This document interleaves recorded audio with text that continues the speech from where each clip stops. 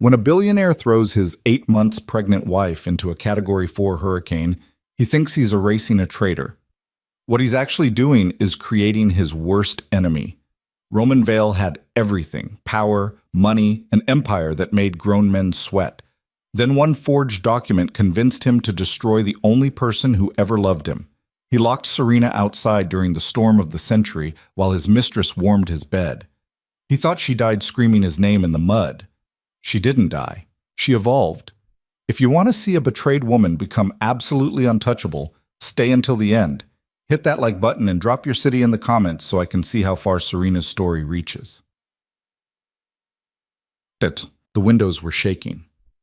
Serena Vale stood in the master bedroom of the clifftop mansion, one hand pressed against the glass, the other resting on the swell of her belly where their son kicked and rolled like he knew something was wrong. Outside, the Atlantic Ocean had turned black and furious, waves the size of buildings slamming into the rocks 200 feet below. The hurricane warnings had been screaming all day. Category 4, evacuate immediately. This is not a drill. But Roman had told her they were staying. We're Vales, he'd said that morning, barely looking up from his phone. We don't run from weather. Now he wasn't even home. Serena checked her phone again. No messages, no missed calls. Just the emergency alert flashing across the screen. Take shelter now. Storm surge imminent. She tried his number one more time. It went straight to voicemail. Roman, it's me again. Her voice cracked despite her best effort to sound calm. The power's flickering and I can hear things hitting the house. I know you said to stay, but I'm getting scared. The baby's been moving a lot and please call me back. She hung up and wrapped both arms around herself, trying to ignore the way the chandelier above the bed was swaying like a pendulum. The mansion had survived hurricanes before. Roman always said it was built like a fortress, engineered to withstand anything nature could throw at it. But Serena had never been alone in it during a storm like this, and she'd never been 8 months pregnant. A gust of wind hit the house so hard the entire structure groaned. Serena stumbled backward, her heart hammering, and that's when she heard it. The sound of the front door slamming open downstairs. Relief flooded through her so fast it made her dizzy. Roman! She moved as quickly as her body would allow, one hand on the banister, the other supporting her belly as she made her way down the curved staircase. The lights flickered. Thunder cracked so loud it felt like the sky was splitting open. Roman, thank God you're... She stopped halfway down the stairs. Roman was standing in the foyer, soaked through, his dark hair plastered to his forehead, water dripping onto the marble floor. But he wasn't alone. Vanessa Crowe stood beside him. Serena's breath caught. Vanessa worked for Roman, or at least that's what Serena had been told. Executive assistant, right hand, the woman who handled the things Roman didn't have time for. She was beautiful in that sharp, calculated way, all sleek black hair and red lipstick, the kind of woman who wore designer heels in a hurricane and somehow made it look intentional. What's going on? Serena's voice came out smaller than she wanted. Why is she here? Roman didn't answer. He was staring at her with an expression she'd never seen before, cold, hard, empty. Like he was looking at a stranger. Like he was looking at an enemy. Roman? Tell me something, Serena. His voice was quiet, but it cut through the storm noise like a blade. Did you really think I wouldn't find out? Serena's stomach dropped. Find out what? Vanessa stepped forward, pulling a manila envelope from her bag. She didn't say anything, just held it out like an offering. Roman took it without looking away from Serena. I trusted you. He opened the envelope and pulled out a stack of papers. I gave you everything. This house, my name, access to my entire life. And you sold me out. What are you talking about? Serena's legs felt weak. She gripped the banister tighter. Roman, I don't understand. These are bank transfers, Serena. Offshore accounts. Encrypted emails. He threw the papers at her feet. They scattered across the stairs, some of them sliding down to the foyer. You've been feeding information to my competitors for 6 months. Names, contracts, trade secrets. Everything I've built, you've been handing over piece by piece. The room tilted. That's insane, Serena's voice broke. I don't even know what half your business deals are. Roman, please, you have to believe me. I have the evidence right here. Then it's fake. Someone's setting me up. Stop lying to me. Roman's voice exploded through the foyer, louder than the thunder.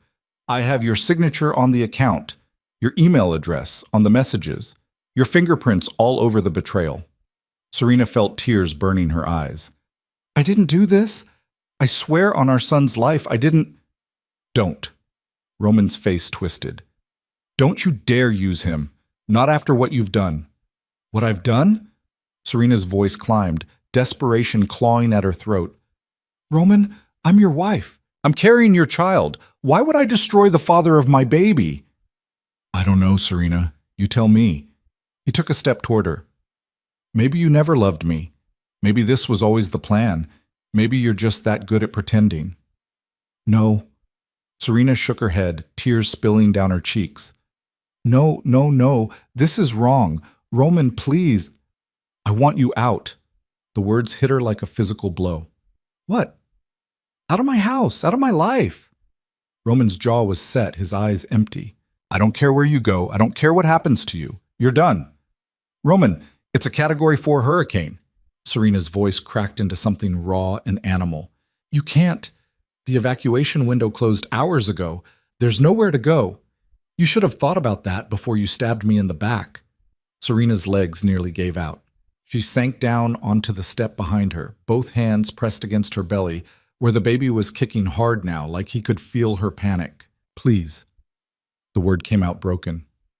Please, Roman, I'm begging you. I didn't do this. I love you. I've only ever loved you. Just let me stay until the storm passes. Please. For the baby. For our son.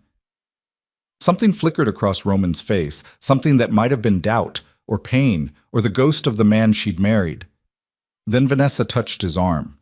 It was barely anything, just her hand on his sleeve, her fingers curling against the wet fabric. But it was enough. Roman's expression went cold again. Get up. Roman? Get up. Serena tried to stand, but her legs wouldn't cooperate. Roman closed the distance between them in 3 long strides, grabbed her arm, and hauled her to her feet. She cried out, from shock, from fear, from the sharp pain in her side as the baby kicked against her ribs.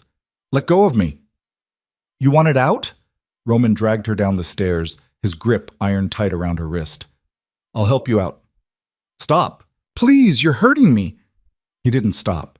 He pulled her across the foyer, through the hallway, toward the back of the house, where the glass doors led to the terrace. The doors that overlooked the cliff. The doors that faced the full force of the Atlantic in the middle of a Category 4. Roman, no! Serena twisted in his grip, trying to pull free, but he was too strong, and she was too pregnant, and her body wasn't built for fighting anymore. Please, think about what you're doing. He shoved the glass door open. The wind exploded into the house like a living thing, screaming, clawing, ripping at everything in its path. Rain slashed sideways. The ocean roared below, invisible in the darkness, nothing but sound and fury. Roman, please!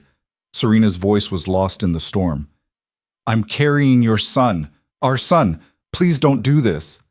For one heartbeat, Roman hesitated. Serena saw it in his eyes. The flicker of something human, something that remembered who she was, who they'd been, the promises they'd made.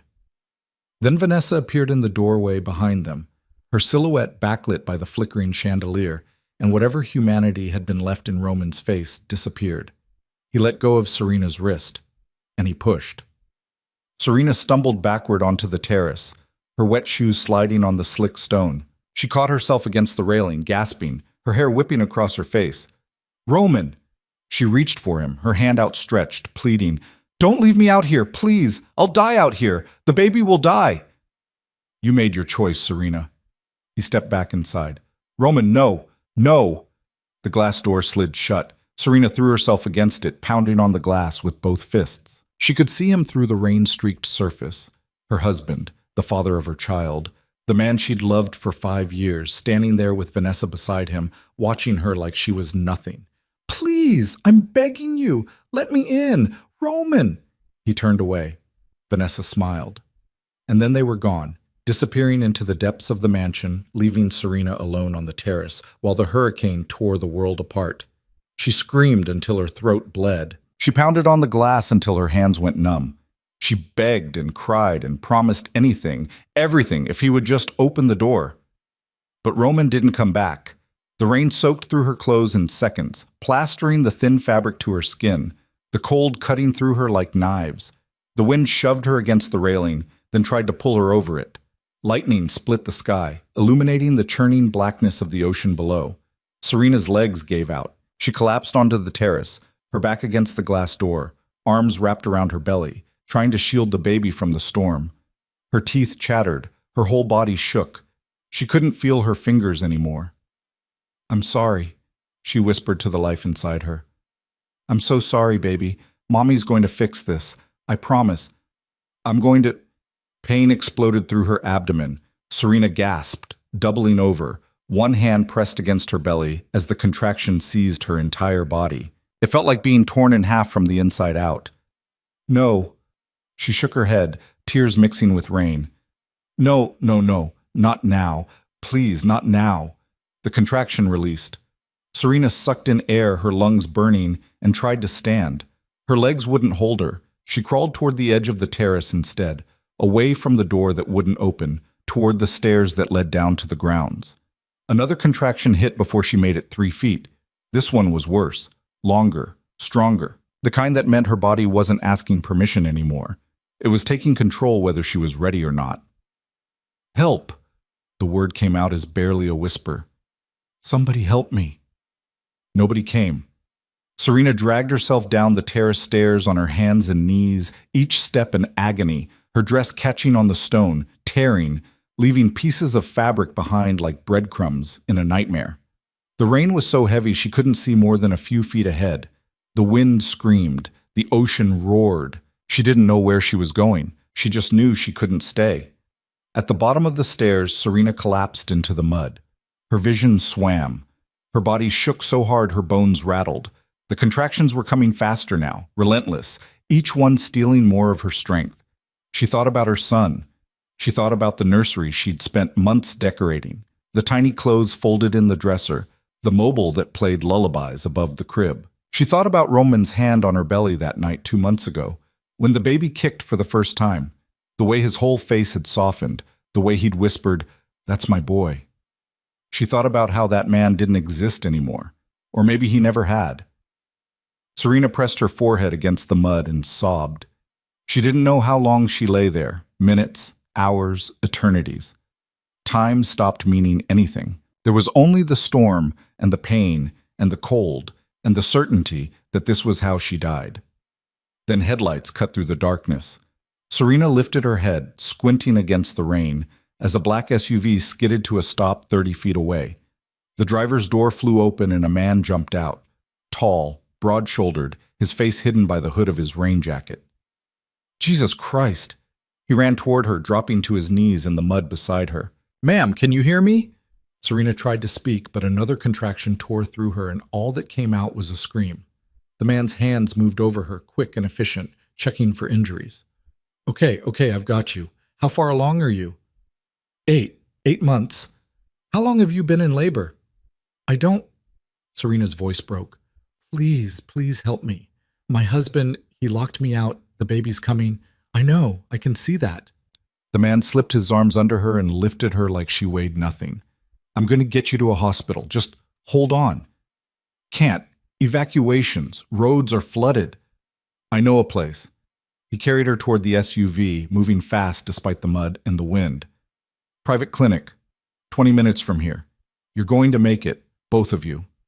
Serena wanted to believe him. She wanted to believe anything other than the truth, which was that she was dying in the arms of a stranger while her husband celebrated with his mistress inside the mansion that used to be her home. The man put her in the back seat and slammed the door. The sudden absence of wind and rain felt surreal, like stepping into another dimension. Serena curled onto her side, her whole body shaking as the driver climbed behind the wheel and threw the SUV into gear. "What's your name?" he asked, his voice steady, calm, like they weren't driving through the apocalypse. "Serena." It came out as a whisper. "Serena Vale." There was a pause. Then, "Marcus Kane, and I'm going to make sure you and your son survive this night." The SUV plowed through the storm, windshield wipers fighting a losing battle against the rain. Serena gripped the edge of the seat as another contraction seized her, this one so powerful she couldn't breathe through it. "Talk to me, Serena." Marcus's voice cut through the pain. "Stay with me. Tell me about the baby." "His name," Serena gasped. "Noah. His name is Noah." "Noah Vale, that's a strong name. He kicks all the time like he's already trying to fight." "He's his mother's son, then." Marcus took a corner too fast and the SUV fishtailed before finding traction again. "Hold on. We're almost there." Serena closed her eyes and focused on breathing. In through the nose, out through the mouth. The way the birthing class instructor had taught her back when she thought she'd be delivering in a clean hospital with Roman holding her hand and soft music playing and everything perfect. That fantasy felt like it belonged to someone else's life. The SUV screeched to a stop. Marcus was out and opening her door before Serena even registered they'd arrived. She caught a glimpse of a small building, lights blazing in the windows, a sign that read Harmon Medical Center, Private Practice. "I've got you!" Marcus lifted her again, kicking the door shut behind him, and ran toward the entrance. The doors burst open before they reached them. A woman in scrubs appeared, her gray hair pulled back in a tight bun, her expression shifting from surprise to professional focus in half a second. "Exam room 2, now." Marcus didn't argue. He followed the woman, Doctor Harmon, Serena's pain-fogged brain supplied, through the small clinic to a room that smelled like antiseptic and had 2 bright lights and a bed with stirrups that made Serena want to cry. "Put her here." Dr. Harmon was already snapping on gloves. "How far apart are the contractions?" "Less than 2 minutes," Marcus said, settling Serena onto the bed as gently as he could. "How long has she been in labor?" "I don't know. I found her outside in the storm." Dr. Harmon's eyes cut to Serena. "Who's your OB?" "Dr. Morrison, West Coast Medical." "That's 40 miles from here and underwater by now." Dr. Harmon positioned the stirrups and started examining Serena with quick, practiced movements. "How far along?" 32 weeks. Serena's voice cracked. "He's too early. He's not ready." "Babies are tougher than you think." Dr. Harmon's face was calm, unreadable. "You're fully dilated. This baby's coming whether he's ready or not. Have you been pushing?" "No, Good. Don't start yet." Dr. Harmon looked up at Marcus. "I need you to get towels from the supply closet, end of the hall, and grab the infant warmer from the storage room. Move." Marcus moved. Dr. Harmon turned back to Serena, her expression softening just slightly. "Listen to me. I've delivered over 3,000 babies in my career, some of them in worse conditions than this. You're going to get through this, but I need you to focus. Can you do that?" Serena nodded, even though she wasn't sure it was true. "Good. Now breathe with me." Another contraction hit. Serena screamed, "Don't push yet." Dr. Harmon's voice was firm. "Breathe through it, in through your nose, out through your mouth. That's it. You're doing great." The contraction released and Serena collapsed back against the bed, her whole body trembling. She could hear Marcus's footsteps in the hallway, hear him coming back with supplies, hear Dr. Harmon giving orders in that calm, steady voice. But mostly she heard Roman's voice in her head. "You made your choice, Serena." Another contraction. Stronger this time. "Okay." Dr. Harmon positioned herself between Serena's legs. "Next one. I need you to push. Give me everything you've got." Serena shook her head. "I can't." "You can." "I can't do this alone." "You're not alone." Marcus appeared beside the bed, his rain jacket gone, his dark hair still dripping. He took Serena's hand and squeezed. "I'm right here." Serena looked up at this stranger who'd saved her life and felt something crack open in her chest. The contraction hit. "Push," Dr. Harmon commanded. Serena pushed. She pushed through the pain and the fear and the betrayal. She pushed through the memory of Roman's cold eyes and Vanessa's smile. She pushed through the glass door that wouldn't open and the storm that tried to kill her. She pushed until her vision went white and her body screamed and she was sure she was going to die. "Again," Dr. Harmon's voice. "One more. You're almost there." Serena pushed again, and then she heard it. A cry. Small and angry and absolutely impossibly alive. "It's a boy." Dr. Harmon's voice was soft now, wonder bleeding through the professionalism. A beautiful, healthy boy. Serena collapsed back against the bed, sobbing, as doctor. Harmon worked quickly, cutting the cord, wrapping the baby in warm towels, doing all the things that needed to be done. Marcus squeezed her hand, his thumb rubbing circles against her palm. "You did it," he said quietly. "You saved him." Then Dr. Harmon was there, placing a tiny, squirming bundle against Serena's chest. "Here's your son." Serena looked down at Noah's face, red and wrinkled and perfect, and felt her entire world reorganize itself around this single, fragile life. "Hi, baby," she whispered, her voice breaking. "Hi, Noah. I'm your mama. I've got you. Nobody's ever going to hurt you. I promise." Noah's eyes opened, dark and unfocused, and he looked at her like he knew exactly who she was. Serena kissed his forehead and let herself cry. She cried for the marriage that died tonight. She cried for the man she thought she knew. She cried for the home she'd never see again. And then she stopped crying, because Noah was depending on her now. And Serena Vale didn't break. She evolved. Dr. Harmon finished her work in silence, cleaning Serena up, checking Noah's vitals, making sure both of them were stable. Marcus stayed by the bed the entire time, a silent presence that somehow made everything feel less impossible. Finally, Dr. Harmon stepped back. "You're both healthy. Considering what you've been through, that's a miracle." "Thank you." Serena's voice was hoarse. "I don't know how to—" "Don't!" Dr. Harmon held up a hand. "I've been a doctor for 40 years. I know what found in a storm means. I know what it looks like when someone's been thrown away." Her eyes were hard. "You don't owe me thanks. You owe yourself survival." Serena held Noah closer. "Marcus filled me in on the basics while you were in labor." Dr. Harmon pulled up a chair and sat down, her expression serious. "Your husband is Roman Vale." It wasn't a question. "Yes, the Roman Vale. Billionaire, empire builder, man who owns half the eastern seaboard." "That's him." Dr. Harmon nodded slowly. "Then you need to understand something. If you go back to him, if you try to claim your rights as his wife, fight for your marriage, any of that, he will destroy you. Men like Roman Vale don't admit mistakes. They bury them." Serena looked down at Noah, sleeping peacefully against her chest despite the storm still raging outside. "I'm not going back." "Good." Dr. Harmon leaned forward. "Because Marcus and I are going to help you disappear." Serena's eyes snapped up. "What?" "You can't go home. You can't go to friends or family. He'll look there first. You need to vanish completely." Dr. Harmon's voice was steady, certain. "I have a house, remote, off the grid. You can stay there as long as you need. No one will find you." "Why would you do this for me?" Dr. Harmon's expression darkened. "Because 30 years ago, I had a patient like you, young, pregnant, thrown out by a powerful man who thought she was disposable." She paused. "I told her to go to the police, to fight back, to claim her rights." "What happened?"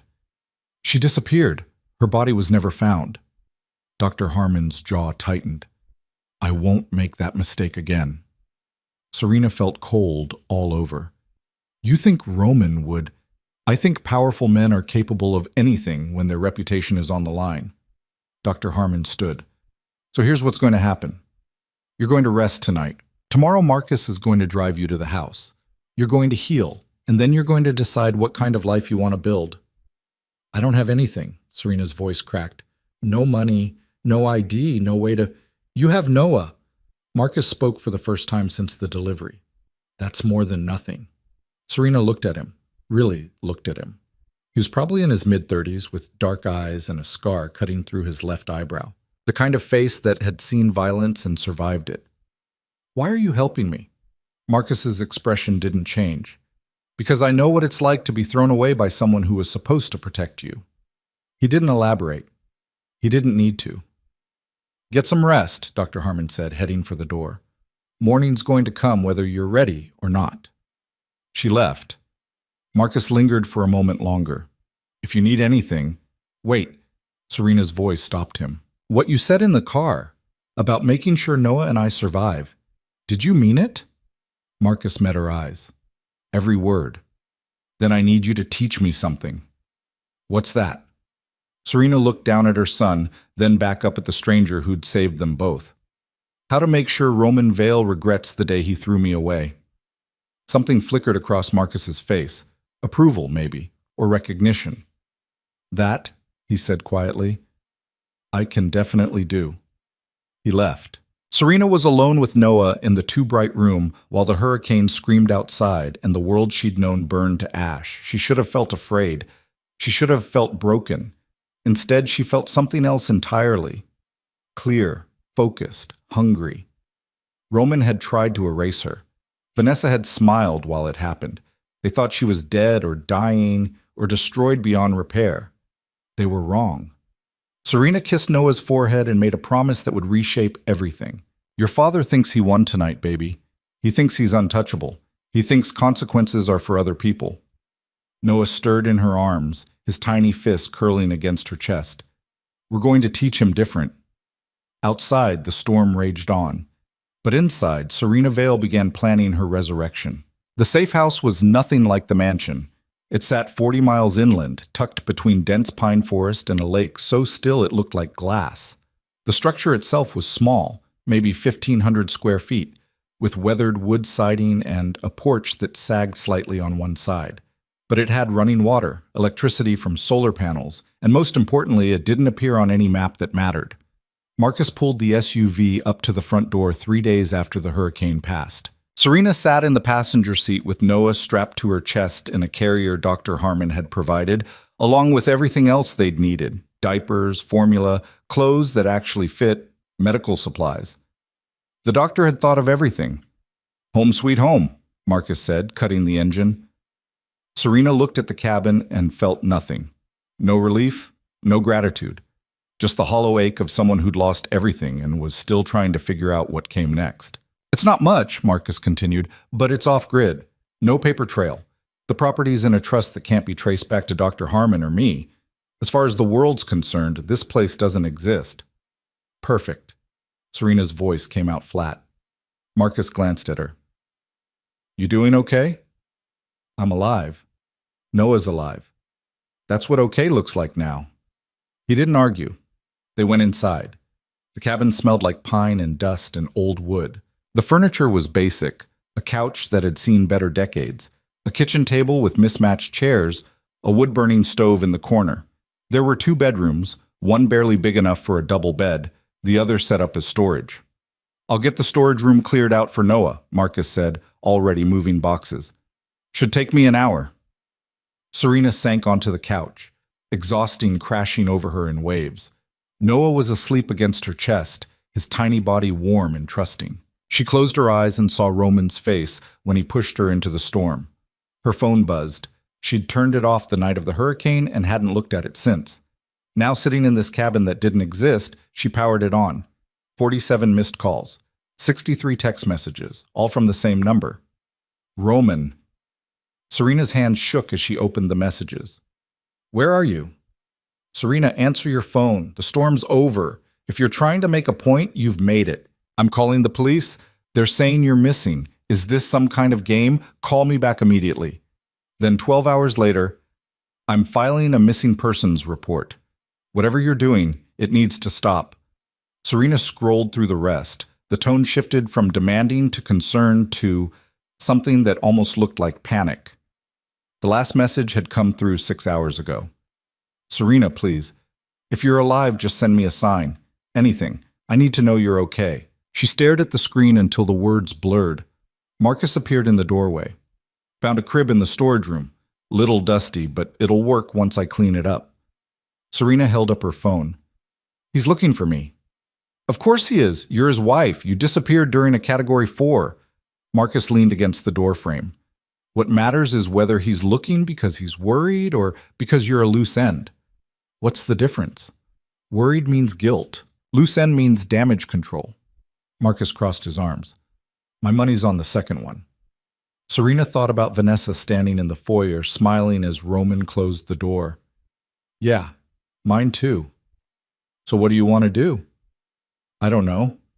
Serena looked down at Noah. Part of me wants to call him back, tell him I'm alive, that his son is alive, make him see what he almost destroyed. And the other part wants to watch him suffer. Marcus didn't look surprised.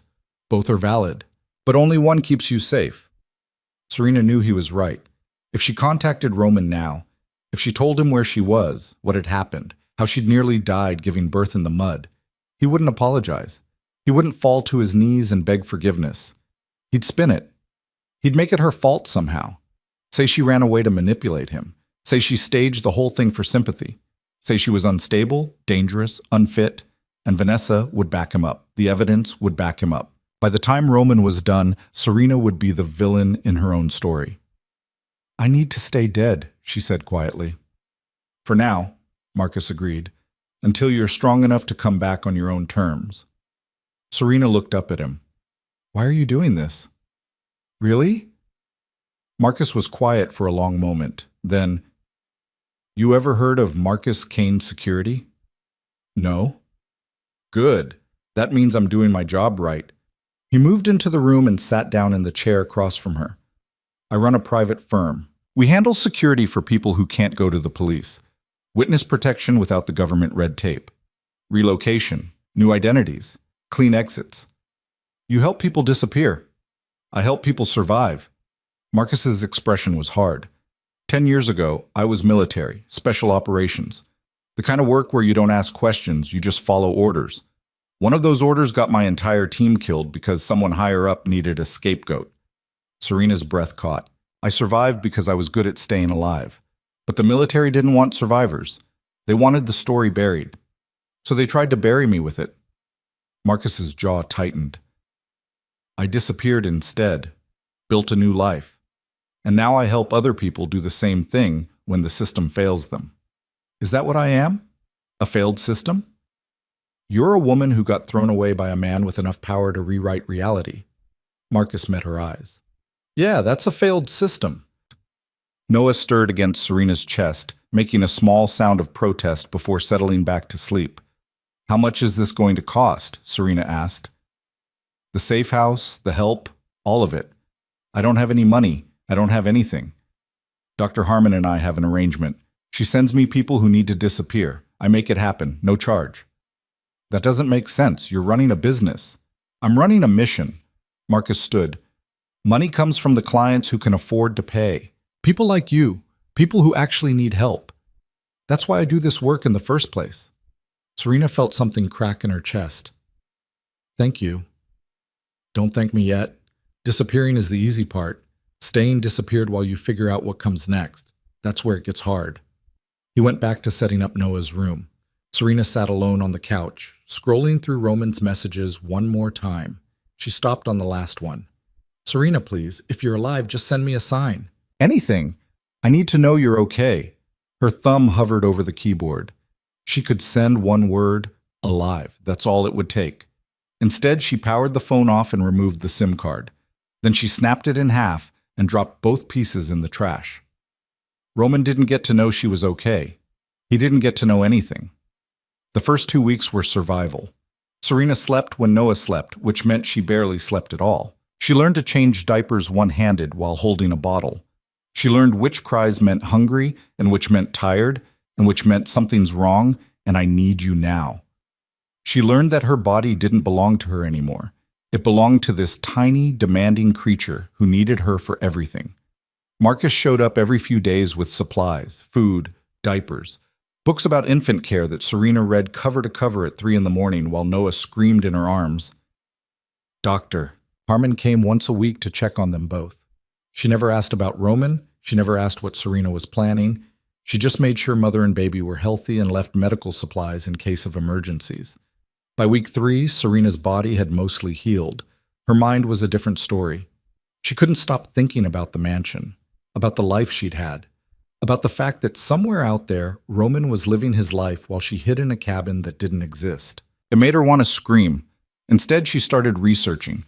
Marcus had brought her a laptop, used, untraceable, routed through VPNs and encrypted networks that made her digital footprint invisible. Serena used it to search for news about herself. What she found made her stomach turn. Serena Vale missing. After hurricane. Husband pleads for information. The article included a photo of Roman at a press conference, his face drawn, his eyes red like he'd been crying. Vanessa stood behind him, her hand on his shoulder in a gesture of support that made Serena want to put her fist through the screen. "My wife disappeared the night of the hurricane," Roman said in the video clip.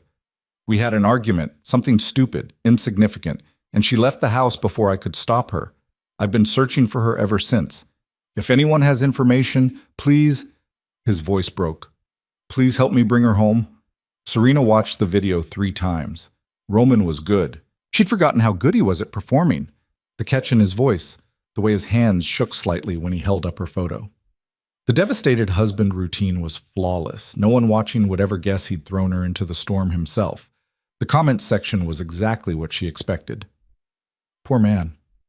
I hope they find her. She probably ran off with another guy." Women who abandon their families during disasters are the worst. He deserves better than someone who'd leave during a hurricane. Serena closed the laptop before she broke something. "Rough day?" Marcus appeared in the doorway with a bag of groceries. "He's telling everyone I ran away." Serena's voice was tight. "He's making himself the victim." "Of course he is. That's how men like Roman survive. They control the narrative." Marcus started unpacking food into the small fridge. "What matters is what you do about it." "What can I do? I'm dead. Officially missing. No one even knows I gave birth." "Good. That gives you an advantage, Shay." "How?" Marcus turned to face her. "Roman thinks you're either dead or hiding somewhere, broken and afraid. He thinks he won. That makes him sloppy." Serena thought about that. "You think he'll make mistakes?" "I think he already is. Vanessa moved into the mansion, didn't she?" "How did you—" "I've been monitoring the situation." Marcus pulled out his phone and showed her a photo. Vanessa, standing on the terrace where Serena had nearly died, wearing one of Serena's dresses. The rage that flooded through Serena was so sudden and complete it took her breath away. "She's wearing my clothes." "She's living your life," Marcus said quietly, "which means Roman's already moved on. Publicly, he's the grieving husband. Privately, he's replaced you with the woman who helped him destroy me." "Exactly." Marcus pocketed his phone. "That's going to be a problem for him eventually, but only if you're alive to make it one." Serena looked down at Noah, sleeping in the portable crib Marcus had set up in the living room. Her son. Her reason for surviving. The child Roman didn't even know existed. "I want to hurt him," she said quietly. "Is that wrong?" "It's human." Marcus sat down across from her. "The question is what kind of hurt you're looking for. Revenge? Justice? Destruction? I don't know yet." "Then you're not ready." Marcus leaned forward. "When you know exactly what you want, when you can see it clearly enough to name it, that's when we start planning. And until then, you heal, you learn, you get strong." Marcus's expression was serious. "Because if you go after Roman Vale half-ready, he'll destroy you for real this time. And Noah will grow up without a mother." The words hit like cold water. Serena looked at her son and felt the rage crystallize into something sharper, cleaner. She didn't just want to hurt Roman. She wanted to dismantle him, piece by piece, until there was nothing left but the ruins of the empire he'd valued more than her life. But Marcus was right. She needed to be ready first. "Teach me," Serena said. Marcus raised an eyebrow. "Teach you what?" "Everything. How to disappear, how to build a new identity, how to move through the world without leaving traces." She met his eyes. How to become someone Roman would never recognize. Marcus studied her for a long moment.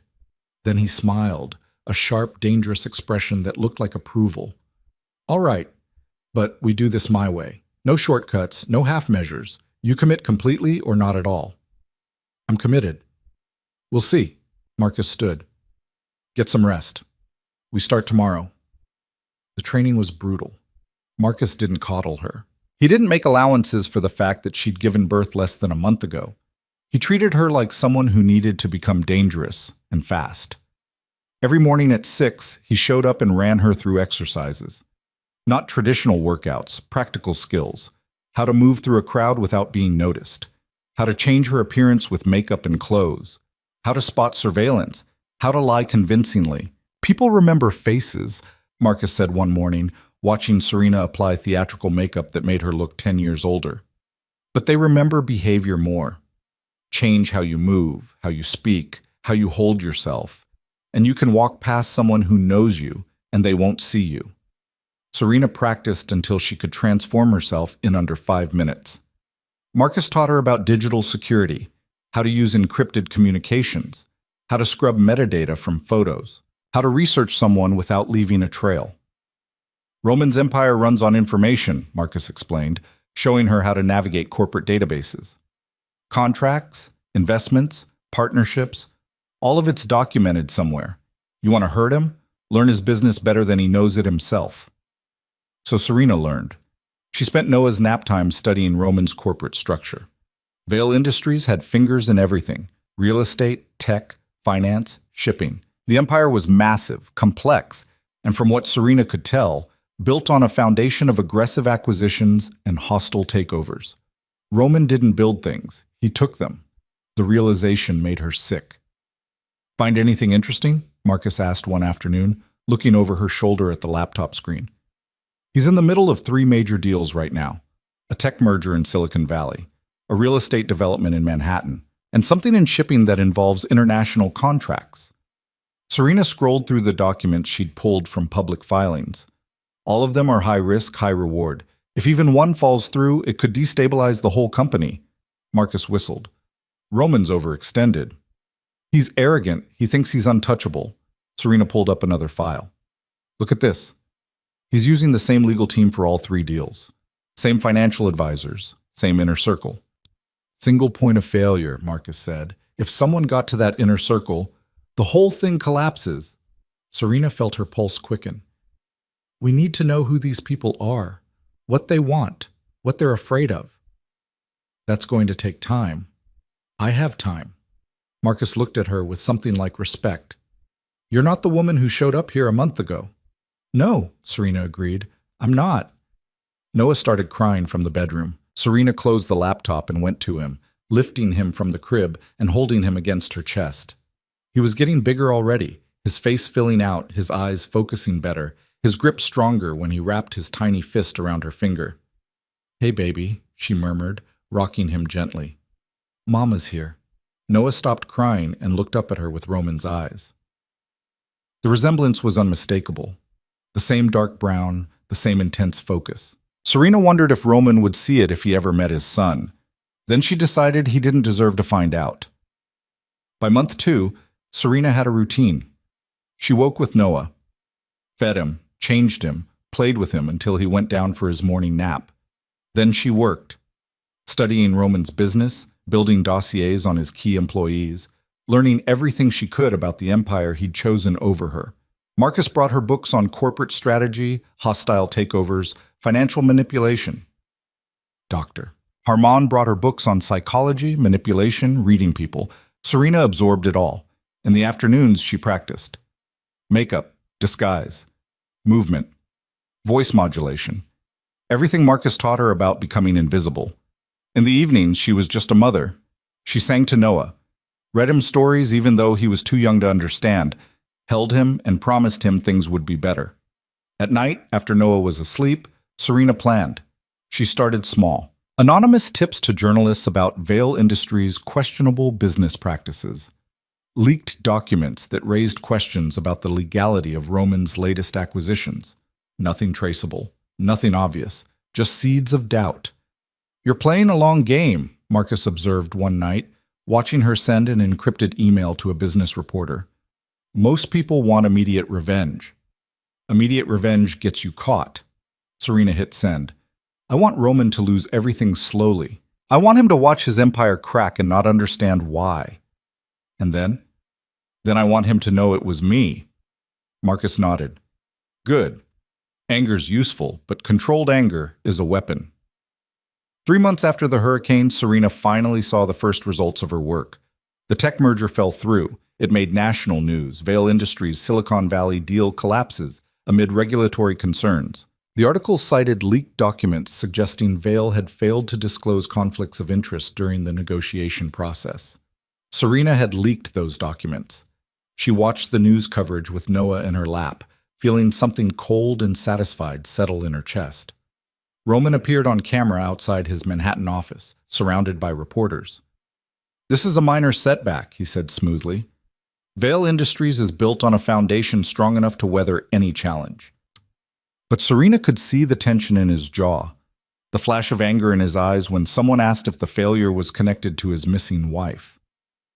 "My personal life has nothing to do with business," Roman snapped. Then he collected himself. "Serena's disappearance is a tragedy, but I'm focused on finding her, not on failed deals." Vanessa appeared beside him, her hand slipping into his. The cameras went crazy. Serena turned off the TV before she threw something at it. "He just confirmed their relationship publicly," Marcus said from the doorway. 3 months after you disappeared. He's not even pretending anymore. Which means he stopped looking for you, stopped worrying. He thinks he got away with it." Marcus came into the room. "That's good for us." "How is any of this good?" "Because now we know what he values. His reputation, his empire." "Vanessa." Marcus sat down. "Those are his pressure points. That's where we push." Serena looked down at Noah, who was chewing on his fist and drooling. "I need more than anonymous leaks. I need to actually hurt him." "Then you need to come out of hiding." The words hung in the air. "Not as yourself," Marcus continued, "not yet, but as someone else, someone who can get close to Roman's business, close to his people, close enough to do real damage. A new identity, complete with background, credentials, everything you need to move in Roman circles without him recognizing you." Marcus pulled out a folder. "I've been working on options." Serena opened it. Inside were 3 complete identities: driver's licenses, social security cards, employment histories, even social media profiles going back years. "How did you—" "I'm very good at my job." Marcus pointed to the first identity. Elena Russo, art consultant from Milan, connections in European high society, perfect for infiltrating Roman social circles. "I don't speak Italian." "You'd be surprised how many Italian consultants in New York don't actually speak Italian." He pointed to the second. Sarah Chen, tech investor from Singapore, background in venture capital, good for the business side. Serena looked at the third option. Victoria Blackwell, corporate strategist, MBA from Wharton, 10 years of experience in hostile takeovers and business restructuring, currently freelance, available for high-level consulting.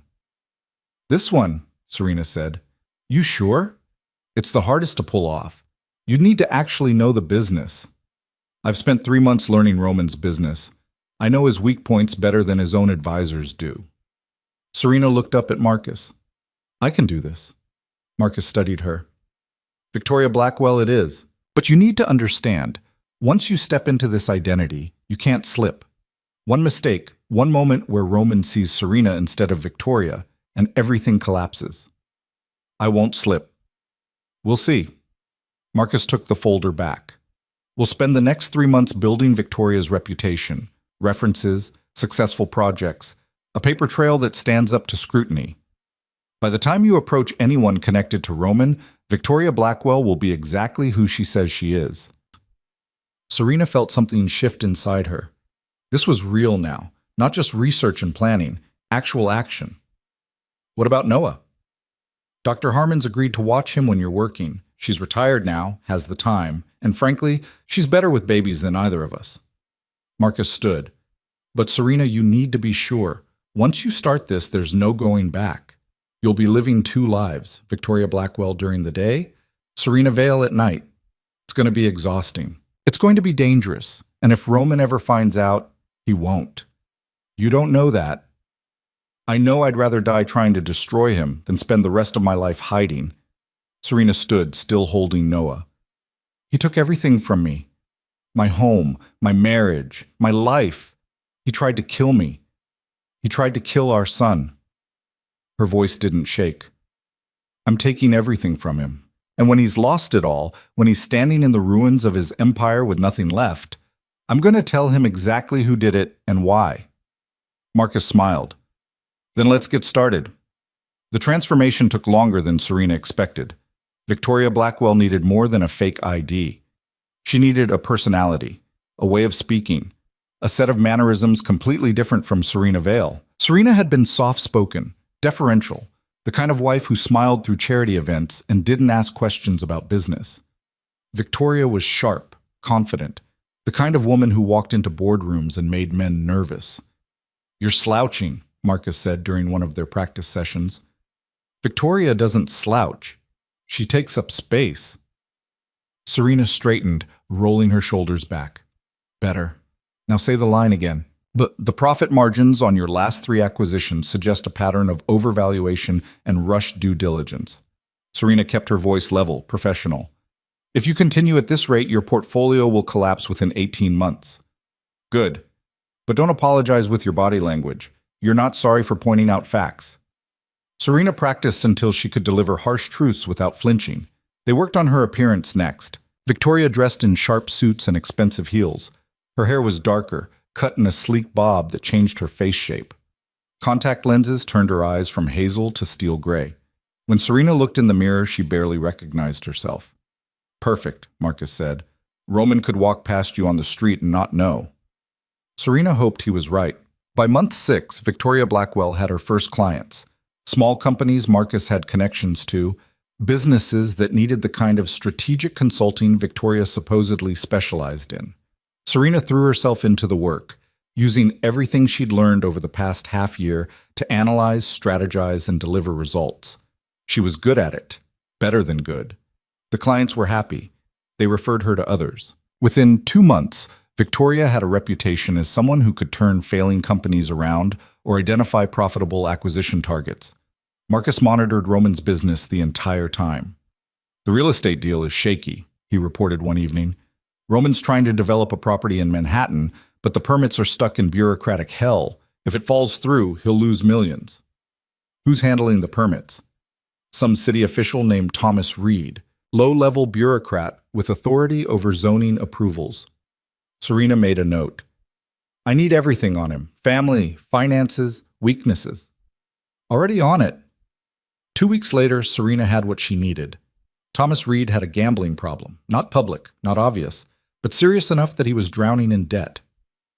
Victoria Blackwell reached out through intermediaries, offered to cover Reed's debts in exchange for a small favor, slowing down the permit approval for Roman's development just enough to make the timeline impossible. Reed agreed. The permit stalled. The development fell through. Roman lost $12 million.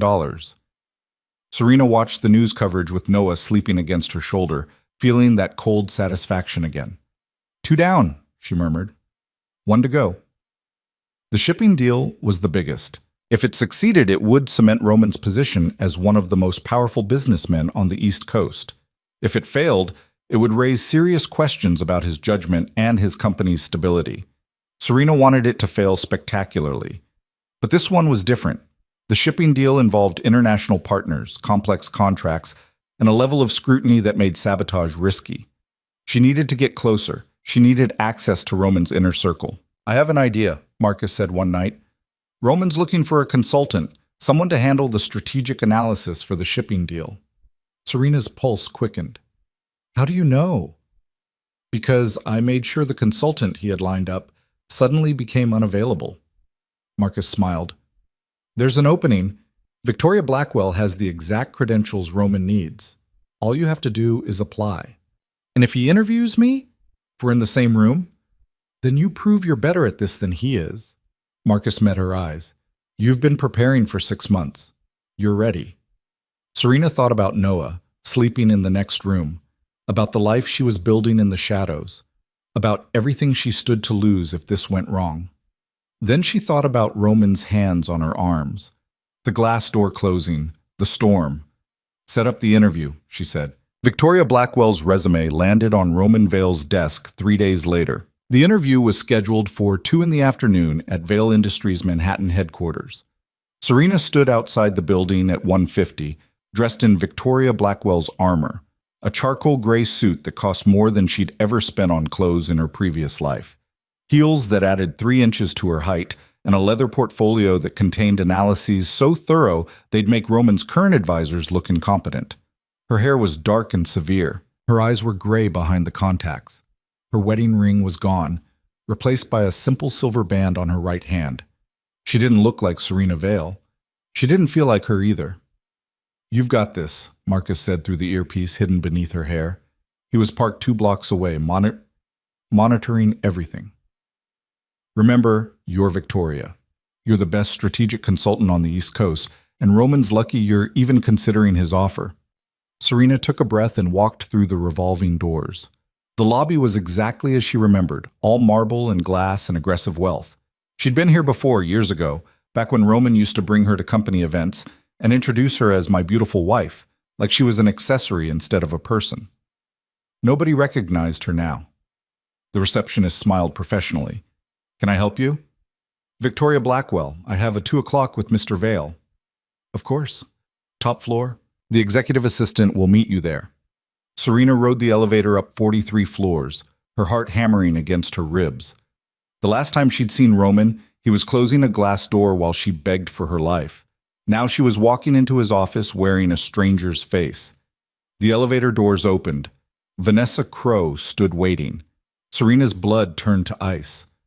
Vanessa looked different than she had that night. More polished, more confident. She wore a burgundy dress that probably cost $5,000 and diamond earrings that caught the light when she moved. Her hair was pulled back in a twist that showed off her neck. She was wearing Serena's necklace, the one Roman had given Serena on their 2nd anniversary. White gold with a sapphire pendant. Serena had left it behind the night of the hurricane because she'd been 8 months pregnant and nothing fit right, and jewelry felt ridiculous when your body was falling apart. Now it sat around Vanessa's throat like a trophy. Miss Blackwell? Vanessa extended her hand. I'm Vanessa Crowe, Mr. Vale's executive assistant and partner. Partner. Not assistant. Partner. Serena shook her hand and kept her face perfectly blank. Pleasure. Mr. Vale is running a few minutes behind. Can I get you anything? Coffee? Water? I'm fine. Perfect. Right this way. Vanessa led her down a hallway lined with photographs of Roman at various corporate events, ribbon cuttings, charity galas. In half of them, Vanessa stood beside him where Serena used to be. They'd erased her completely. Vanessa opened the door to a conference room. Mr. Vale will join you shortly. In the meantime, I'll need you to sign this NDA, standard procedure for anyone working with sensitive company information. She slid the document across the table. Serena read it carefully, looking for traps. It was legitimate, a standard non-disclosure agreement with reasonable terms. She signed it as Victoria Blackwell, her handwriting nothing like Serena's looping script. Excellent. Vanessa collected the document. I've reviewed your portfolio, Ms. Blackwell. Very impressive, though I have to say, your background is surprisingly difficult to verify. Serena's pulse spiked, but her face stayed calm. How so? You claim to have consulted for several European firms, but when we reached out, most of them were reluctant to discuss details. That's because I signed NDAs with them, too. Confidentiality is the foundation of my work. Serena met Vanessa's eyes. If that's a problem, perhaps Vale Industries isn't the right fit. She started to stand. Wait. Vanessa held up a hand. I didn't say it was a problem, just unusual. The best consultants are unusual. That's why you hire them. Serena sat back down. Is Mr. Vale concerned about my qualifications? Mr. Vale doesn't concern himself with details. That's what I'm for. Vanessa smiled, but it didn't reach her eyes. I protect his interests, all of them. The threat was barely veiled. Serena smiled back. Then we have something in common. I protect my clients' interests, which is why I don't share confidential information, even when people like you ask nicely. Vanessa's smile went sharp. People like me? Gatekeepers. The ones who think their job is to intimidate consultants instead of actually solving problems. For a second, Vanessa looked like she wanted to throw Serena out of the building. Then the door opened. Roman walked in. Serena's entire body locked up. He looked the same, exactly the same. Dark hair, sharp jaw, expensive suit that fit him like it was made by someone who understood his body better than he did. The same face she'd loved, the same hands that had pushed her into the storm. Ms. Blackwell. Roman extended his hand. Roman Vale. Sorry to keep you waiting. Serena stood and shook his hand. His grip was firm, confident, completely impersonal. He looked at her the way he'd look at any consultant, assessing, calculating, trying to figure out if she was worth his time. He didn't recognize her, not even a flicker. "Mr. Vale," Serena said, keeping her voice level, "thank you for seeing me. Your resume is impressive." Roman sat down at the head of the table. Vanessa took the seat beside him. "Though I have to admit, I'm curious why you're interested in this project. The shipping deal is complex, high risk, and frankly, most consultants don't have the stomach for it. Most consultants don't understand international logistics." Serena opened her portfolio and slid a document across the table. "I've reviewed the public components of your deal, the partnerships with Meridian Shipping and Pacific Container Group, the proposed routes, the projected timelines." Roman glanced at the document. And you're going to fail." The room went silent. Vanessa's expression turned cold. "Excuse me?" "Your timeline is impossible," Serena continued, keeping her tone professional. "You're trying to establish new shipping routes through Southeast Asia during monsoon season while simultaneously negotiating port access in 3 different countries with conflicting regulatory frameworks. Even if everything goes perfectly, which it won't, you'll miss your launch deadline by at least 4 months. Roman's jaw tightened. "Our analysts say otherwise."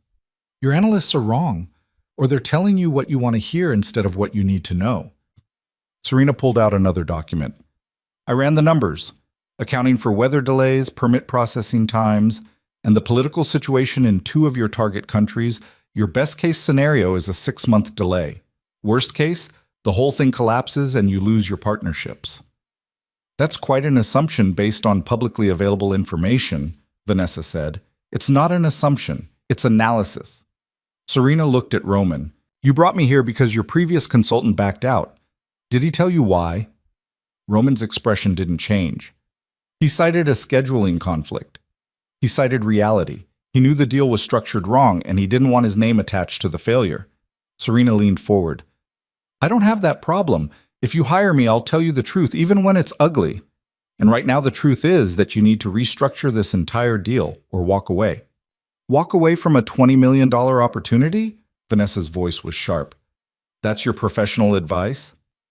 "My professional advice is to stop the bleeding before it starts." Serena turned to her.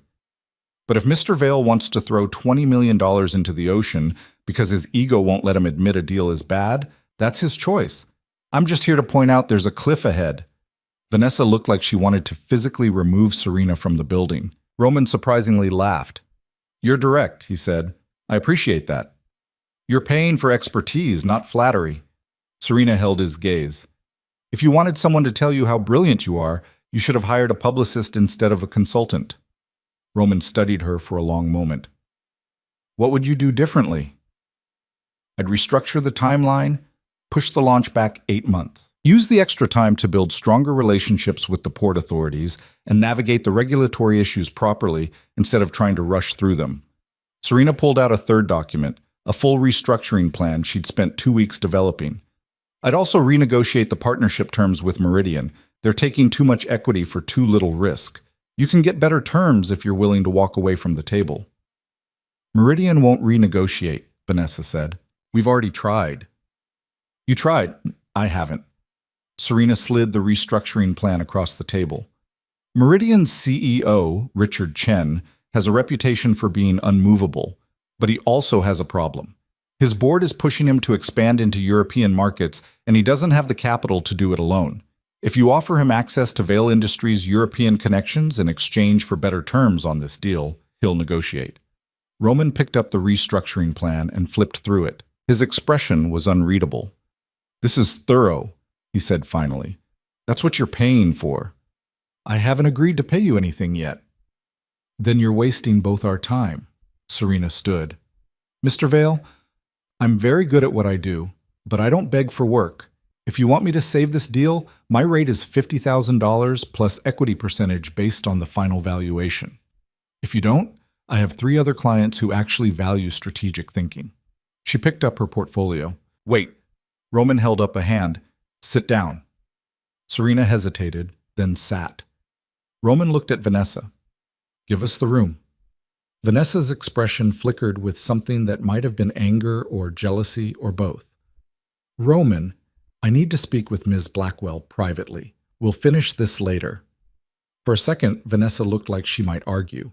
Then she stood, smoothed her dress, and walked out without another word. The door closed with a soft click.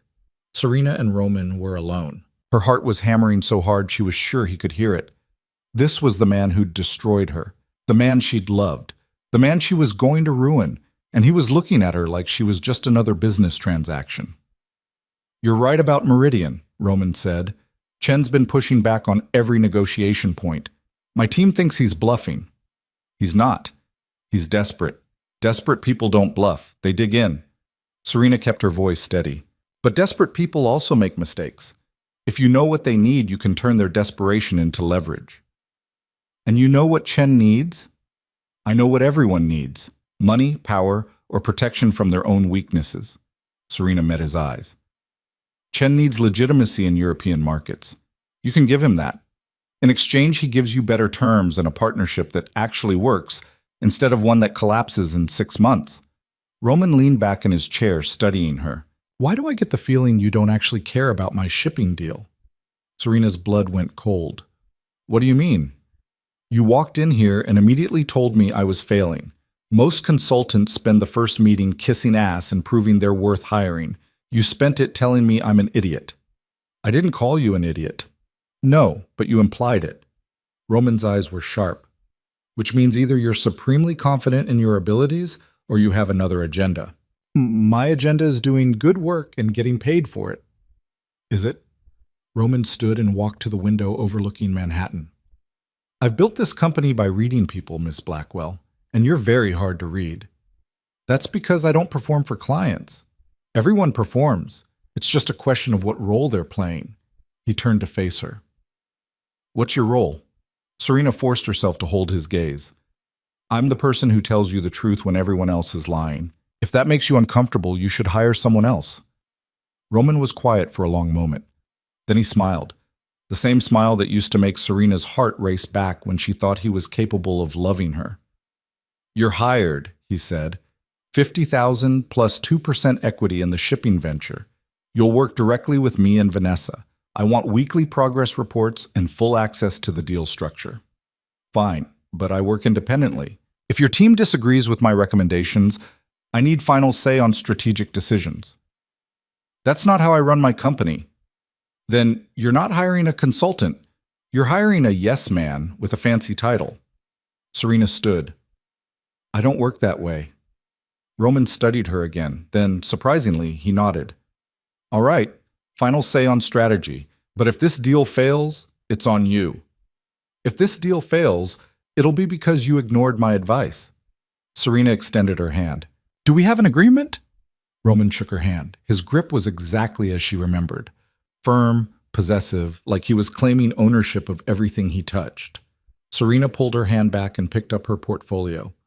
"I'll need full access to the deal documents by tomorrow morning, and I want to meet with your legal team by the end of the week. I'll have Vanessa coordinate." "Perfect." Serena headed for the door, then paused. "One more thing, Mr. Vale." "Yes?" "I don't do office politics. If your assistant has a problem with me, she needs to either get over it or stay out of my way. I'm here to do a job, not navigate corporate drama." Roman's expression was amused. "Vanessa can be protective of my interests." "Vanessa can be whatever she wants, as long as she doesn't interfere with my work." Serena opened the door. "I'll send over my contract terms tonight." She walked out before Roman could respond. Vanessa was waiting in the hallway, her arms crossed, her expression cold. That was quick. "Mr. Vale is efficient. So am I." Serena headed for the elevator. "Ms. Blackwell." Vanessa's voice stopped her. "A word of advice. Roman Vale is brilliant, but he doesn't respond well to people who think they're smarter than him." Serena turned. "Good thing I don't think I'm smarter than him. I know I am." She stepped into the elevator and pressed the button for the lobby. The doors closed on Vanessa's furious expression. Serena waited until she was alone before letting herself shake. "Holy shit," Marcus said through the earpiece. "You just walked into the lion's den and made him hire you." Serena leaned against the elevator wall, her legs suddenly weak. "I can't believe he didn't recognize me." "You're a completely different person, different look, different voice, Different everything. Marcus sounded impressed. How do you feel? Like I'm going to throw up. That's normal. The first face-to-face is always the hardest. The elevator reached the lobby. Serena walked out into the afternoon sunlight, blinking against the brightness. Did you hear what Vanessa called herself? Serena said quietly. Partner. She's not even hiding it anymore. No, she's been living in your house for 8 months, wearing your jewelry, playing wife to your husband. Marcus paused. This is good, Serena. It gives you another target. I don't want another target. I want Roman. You can have both. Vanessa's the one who helped him destroy you. She deserves consequences, too. Serena thought about the necklace, about Vanessa's hand on Roman's arm, about the smile on her face while Serena pounded on glass in a hurricane. Yeah, she said softly. She does. Over the next 2 weeks, Victoria Blackwell became indispensable to Vale Industries. Serena threw herself into the shipping deal with an intensity that surprised even her. She restructured the timeline, renegotiated terms with Meridian exactly as she'd predicted, and identified 3 critical regulatory issues that Roman's legal team had completely missed. Roman was impressed. Vanessa was suspicious. You're very good at this, Roman said during one of their strategy meetings. It was just the 2 of them in his office, reviewing contract amendments. Where did you say you worked before? I didn't. Serena kept her eyes on the documents. Confidentiality agreements, remember? Right. Still, it's unusual for someone with your skills to be freelance. Most consultants at your level get snapped up by major firms. Major firms require politics. I don't do politics. Clearly, Roman leaned back in his chair. Vanessa thinks you're hiding something. Serena looked up. Vanessa thinks everyone's hiding something. It's what happens when you build a career on paranoia. She's protective. She's territorial. There's a difference. Serena closed the document folder. Does her opinion matter to you? Should it? That depends. Are you hiring me to do a job, or are you hiring me to make your assistant comfortable? Roman smiled. You really don't care what people think of you, do you? I care about results. Everything else is noise. That's a lonely way to live. The comment hit harder than it should have. Serena thought about the cabin, about Noah, about the life she was building in the shadows while Victoria Blackwell played corporate games in Manhattan. Maybe, she said, but it's honest. Roman studied her for a moment that stretched too long. Then he stood and poured himself a drink from the bar cart in the corner. Want one? I don't drink during business hours. It's after 6. Business hours are over. Then I should go. Stay. It wasn't quite a command, but it was close. I want to ask you something off the record. Serena's instinct screamed at her to leave, but Victoria Blackwell wouldn't run from a conversation. What do you want to know? Roman took a sip of his drink. Do you believe in second chances? The question caught her off guard. In business or in life? Both. Serena thought about the woman drowning in mud during a hurricane, about the glass door that wouldn't open, about Roman's face when he pushed her outside. No, she said. I believe in consequences. That's harsh. That's reality. People make choices. Those choices have results. Pretending otherwise is how weak people justify their mistakes. Roman's expression shifted into something darker. What if the choice was based on bad information? What if someone made a decision that destroyed everything, but they didn't know the truth? Serena's heart started racing. Are we still talking in hypotheticals? I had a wife. Roman's voice went quiet. Serena. She disappeared during the hurricane last year. Serena forced herself to breathe normally. I read about that. The news coverage was extensive. She was pregnant, 8 months. The baby would be... He stopped. Would have been born by now. You think she's dead? The police think she's dead, no body, but the storm was brutal. People died that night. Roman finished his drink. I think she ran. Oh, why would she run? Because we fought, right before she disappeared. I accused her of something terrible, betraying me, selling information to my competitors. Roman's jaw tightened. I had evidence, documents, bank accounts with her signature. I was so sure. And now? Now I'm not sure of anything. He poured another drink. 6 months after she disappeared, I found discrepancies in the evidence. Small things. Details that didn't match. When I looked closer, I realized someone had forged the documents. Serena's blood went cold. Who? I don't know, but whoever did it knew exactly how to make it look real. Roman turned to face her. What would you do, Ms. Blackwell? If you destroyed someone based on lies, and by the time you figured it out, they were gone, dead or hiding, either way unreachable. This was the moment. Serena could tell him. She could say the words, I'm Serena, I survived, your son is alive, and watch his world implode. But Victoria Blackwell wouldn't do that. Victoria Blackwell would give him exactly what he deserved. I'd live with it, Serena said. I'd accept that I made a choice based on the information I had, and that choice had consequences I can't undo. Then I'd make sure it never happened again.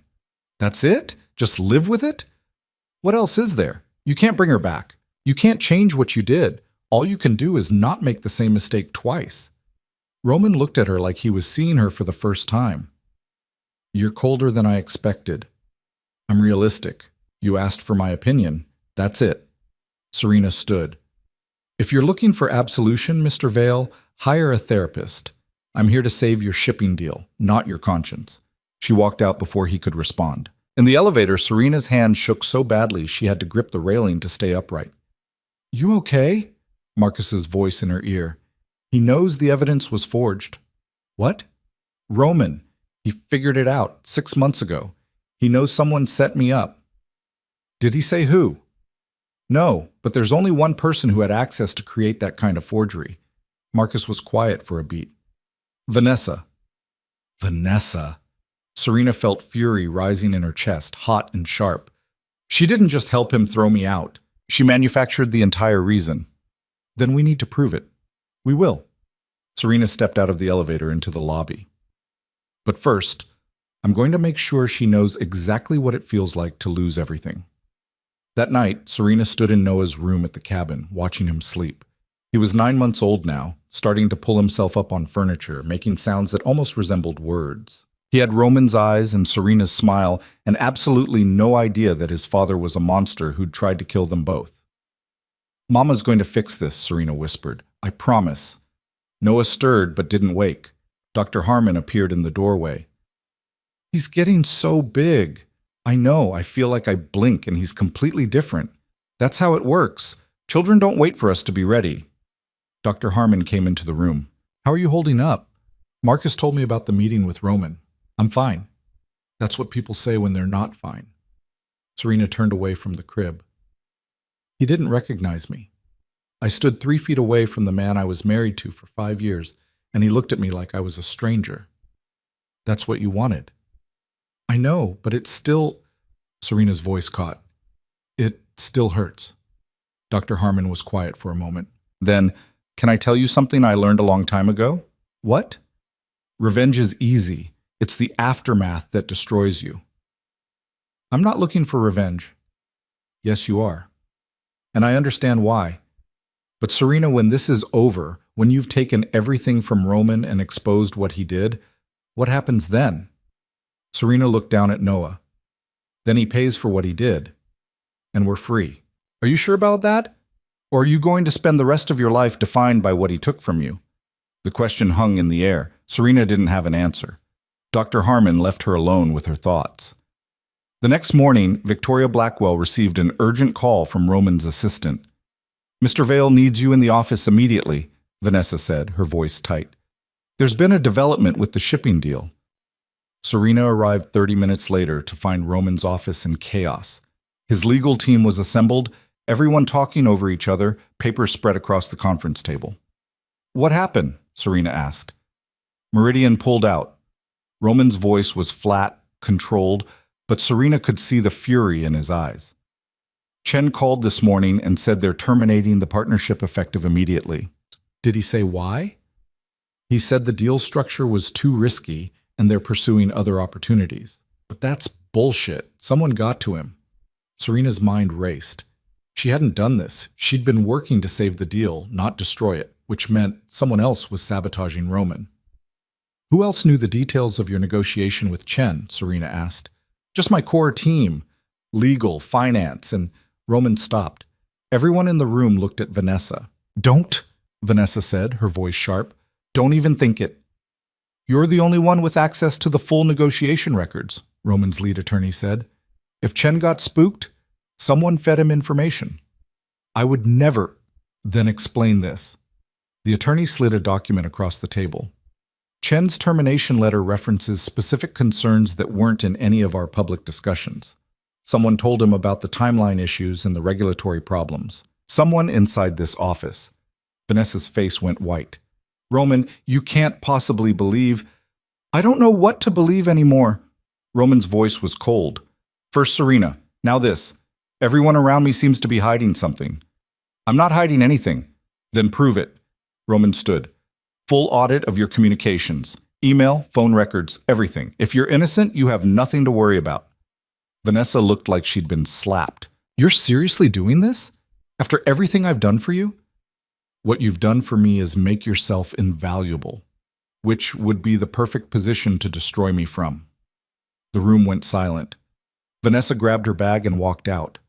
The door slammed behind her. Serena stood very still, her mind working through possibilities. Someone was sabotaging Roman's deals. Someone with inside access. Someone who wanted to see him fall. But it wasn't her, which meant she had competition, and she needed to find out who it was before they destroyed everything she'd been building for the past 9 months. Roman dismissed the legal team 20 minutes later, but asked Victoria to stay. Serena watched the attorneys file out, their expressions tight with the kind of tension that came from watching your boss's personal life implode in real time. When the door closed, Roman poured himself a drink.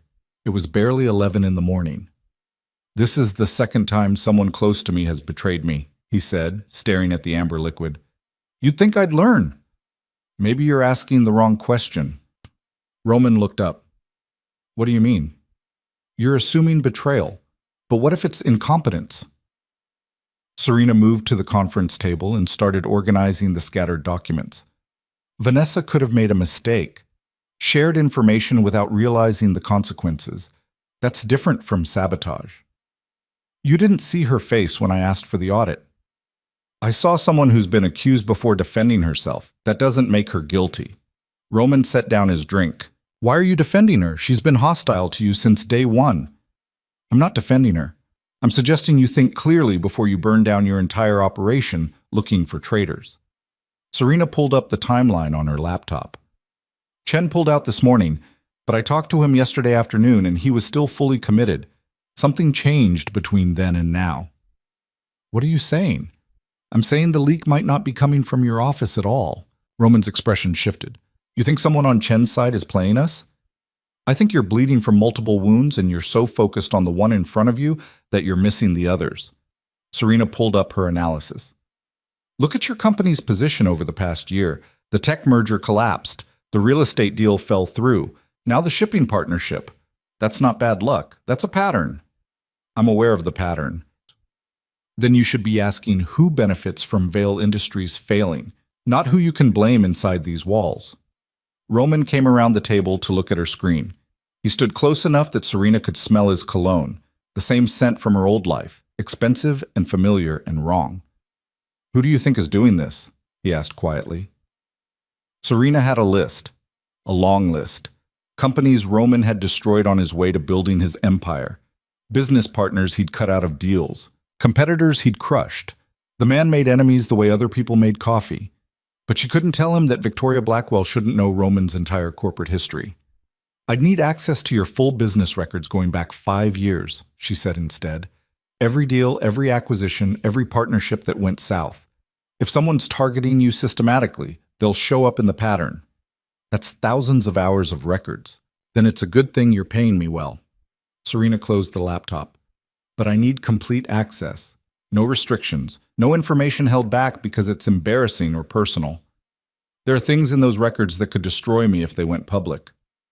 "Then you'd better hope I'm as good at keeping secrets as I am at finding them." Roman studied her face. "You know what I can't figure out about you, Victoria?" Serena's pulse spiked. "What's that?" "Why you care. This is just a job for you, but the way you're approaching it, it's like you have a personal stake in saving my company." "I have a personal stake in doing good work. Your company surviving is how I prove I'm the best. Serena held his gaze. Is that a problem? No, it's refreshing. Roman stepped back. You'll have access to the archives by end of day. But Victoria, if you find something that puts me at risk, I need to know before anyone else does. You're the client. You'll know first. Roman nodded and left the conference room. Serena waited until his footsteps faded before letting herself breathe. That was close, Marcus said through the earpiece. Too close. Serena started packing up her materials. He's getting suspicious. Of Victoria? Of everyone, which makes him dangerous. Serena headed for the elevator. I need you to dig into Vanessa's communications. If she really did leak information to Chen, I want to know about it. You think she's sabotaging Roman? I think she's the one who forged the evidence against me. That takes planning, resources, the kind of calculating mind that doesn't just go away. Serena stepped into the elevator. If Vanessa's working her own angle, I need to know what it is before she destroys what I've been building. And if she's innocent, then Roman's got another enemy I don't know about, which is worse. The elevator descended and Serena caught her reflection in the polished doors. Victoria Blackwell stared back, sharp, professional, nothing like the woman who'd crawled through mud begging for her life. Sometimes Serena forgot which one was real anymore. That afternoon, Marcus sent over Vanessa's communication records. Serena sat in the cabin with Noah napping in the next room, scrolling through emails and text messages that painted a picture of a woman who was meticulous, paranoid, and absolutely obsessed with Roman Vale, but not a saboteur, at least not recently. She's clean, Serena said when Marcus called. No contact with Chen, no suspicious communications with anyone connected to Meridian. So Roman's suspicions are wrong. Or Vanessa's better at covering her tracks than we thought. Serena pulled up an older email chain from a year ago, right around the time of the hurricane. Wait, look at this. She sent the screenshot to Marcus. The email was from Vanessa to someone named David Reeves with the subject line, Final verification needed on SV documents. Marcus was quiet for a moment. SV Serena Vale. She's asking for verification on documents. Documents that she's supposed to be checking before presenting to Roman. Serena's hands were shaking. This is it. This is proof she manufactured the evidence. It's not enough. One email with initials doesn't prove forgery. Then I need more. Serena pulled up Vanessa's file structure. If she created false documents, there'll be traces. Digital footprints. Something. Serena, you need to be careful. If you access Vanessa's personal files without authorization, I'm not accessing anything. Victoria Blackwell is conducting a corporate audit on behalf of her client, Roman Vale, who specifically requested full transparency regarding potential information leaks. Serena's voice was cold. If I happen to find evidence of criminal activity, that's just good consulting. She spent the next 4 hours digging through Vanessa's digital history. What she found was damning. Vanessa had created an entire folder structure labeled Project Clearing, with subfolders for bank accounts, email forgeries, and timeline documentation. Everything she'd needed to frame Serena was there, meticulously organized and backed up to 3 separate cloud services. The woman was either supremely confident or supremely stupid. Serena was betting on confident. She downloaded everything, encrypted the files, and sent them to a secure server Marcus maintained for exactly this kind of evidence. I've got her, Serena said. Complete documentation of the forgery, dates, methods, everything. What are you going to do with it? Good question. Serena could give it to Roman right now. Watch him realize that Vanessa had destroyed his marriage, drove away his wife, and indirectly caused the loss of his child. Watch him turn on her the way he'd turned on Serena. But that would mean revealing that Victoria Blackwell had access to information she shouldn't have. It would raise questions about how thoroughly she'd investigated and why. It would make Roman suspicious. I'm going to wait, Serena said finally. Let this play out. If Vanessa really is sabotaging the shipping deal, she'll make another move. When she does, I'll have everything I need to destroy her completely. And if she's not involved in the current sabotage, then someone else is doing my job for me. Serena closed the laptop. Either way, Vanessa's days are numbered. Noah started crying from the bedroom. Serena ended the call and went to her son, lifting him from the crib and holding him close. He was teething, miserable, His whole world reduced to pain he didn't understand. She knew the feeling. "It's okay, baby," she murmured, rocking him. "Mama's got you." Noah buried his face against her shoulder and cried harder. Serena carried him to the kitchen and prepared a bottle, balancing him on her hip while she worked. This was her real life. Not the corporate espionage, not the carefully constructed lies, just her and Noah, surviving. Everything else was just noise. The next morning, Roman called an emergency meeting. Serena arrived to find not just the legal team, but Roman's entire board of directors assembled in the largest conference room. Vanessa sat at the far end of the table, her expression carefully blank. "We have a situation," Roman said without preamble. "Someone leaked our acquisition strategy for the Portland shipping terminal to the press. The story broke an hour ago." He threw a newspaper onto the table.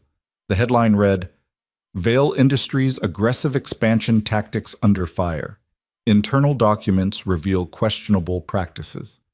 Serena picked up the paper and skimmed the article. It detailed Roman's plans to acquire the Portland terminal through a series of shell companies and backroom deals that skirted federal regulations. Everything in the article was accurate, which meant the leak came from someone with deep access to Roman's strategic planning. "This is a disaster," one of the board members said. "The SEC is going to investigate. We'll be lucky if we don't face criminal charges." "We're not facing anything," Roman said, his voice tight. "Because we're going to find who leaked this information, and we're going to make sure they never work in this industry again." "The leak came from inside this room," Vanessa said quietly. "Only 12 people had access to the Portland strategy documents." Everyone looked at each other. The paranoia was thick enough to cut. "I want a full investigation," Roman continued. "Email records, phone logs, security footage, everything. Whoever did this is going to pay." Serena raised her hand. "Before we start a witch hunt, can I ask a question?" Roman nodded. "Who benefits from this leak?" "Not personally, strategically. Who gains from Vale Industries being under federal investigation?" "Our competitors," someone said. "Specifically?" Serena pressed. Roman's jaw tightened. Titan Maritime. They've been trying to acquire the Portland terminal for 2 years. If we're blocked by federal investigation, they can swoop in and take it. "Then that's where you look first." Serena pulled up her laptop. "The leak might not be coming from inside this room. It could be someone in your outer circle who's being paid by Titan to feed them information. You think we have a spy? I think you have someone who's decided their financial future is better served by your competitors than by you." Serena started pulling up personnel records. "How many people have access to your schedule, your calendar, your travel plans?" "Maybe 20. How many of them have financial problems? Gambling debts, expensive divorces, medical bills?" The room went quiet. "Start there," Serena said, "because whoever's doing this didn't wake up one morning and decide to destroy you. They were recruited, probably paid, and people who take money leave trails." Roman looked at her with something that might have been respect. "You've done this before. I've cleaned up enough corporate disasters to know the patterns." Serena closed her laptop. "Run a financial background check on everyone with strategic access. Cross-reference it with any contact they've had with Titan or their subsidiaries. If there's a mole, they'll show up. And if they don't, then you've got a bigger problem than a mole. You've got someone smart enough to cover their tracks professionally." Serena stood. "But let's start with the obvious answer before we assume conspiracy." The meeting dissolved into smaller groups, people pulling out phones and laptops, starting the investigation Serena had outlined. Vanessa caught her in the hallway. "That was convenient," she said, her voice low. "What was?" "You, showing up right when Roman's empire is falling apart, positioning yourself as the only person who can save him." Vanessa stepped closer. "I've been watching you, Victoria. You're very good at being indispensable. That's what consultants do. We make ourselves valuable. Or you make everyone else look incompetent, so you seem brilliant by comparison." Vanessa's eyes were hard. "I know what you're doing." "Do you? You're trying to replace me. Get Roman to trust you more than he trusts me. Isolate me until he pushes me out." Serena almost laughed. "Vanessa, I don't care about your relationship with Roman. I care about the shipping deal. That's it." "Liar." Vanessa's voice dropped to barely a whisper. "I see the way you look at him. Like you know him. like you've known him for years instead of weeks. Serena's blood went cold. I look at him like a client, she said carefully. Nothing more. Keep telling yourself that. Vanessa turned to leave, then paused.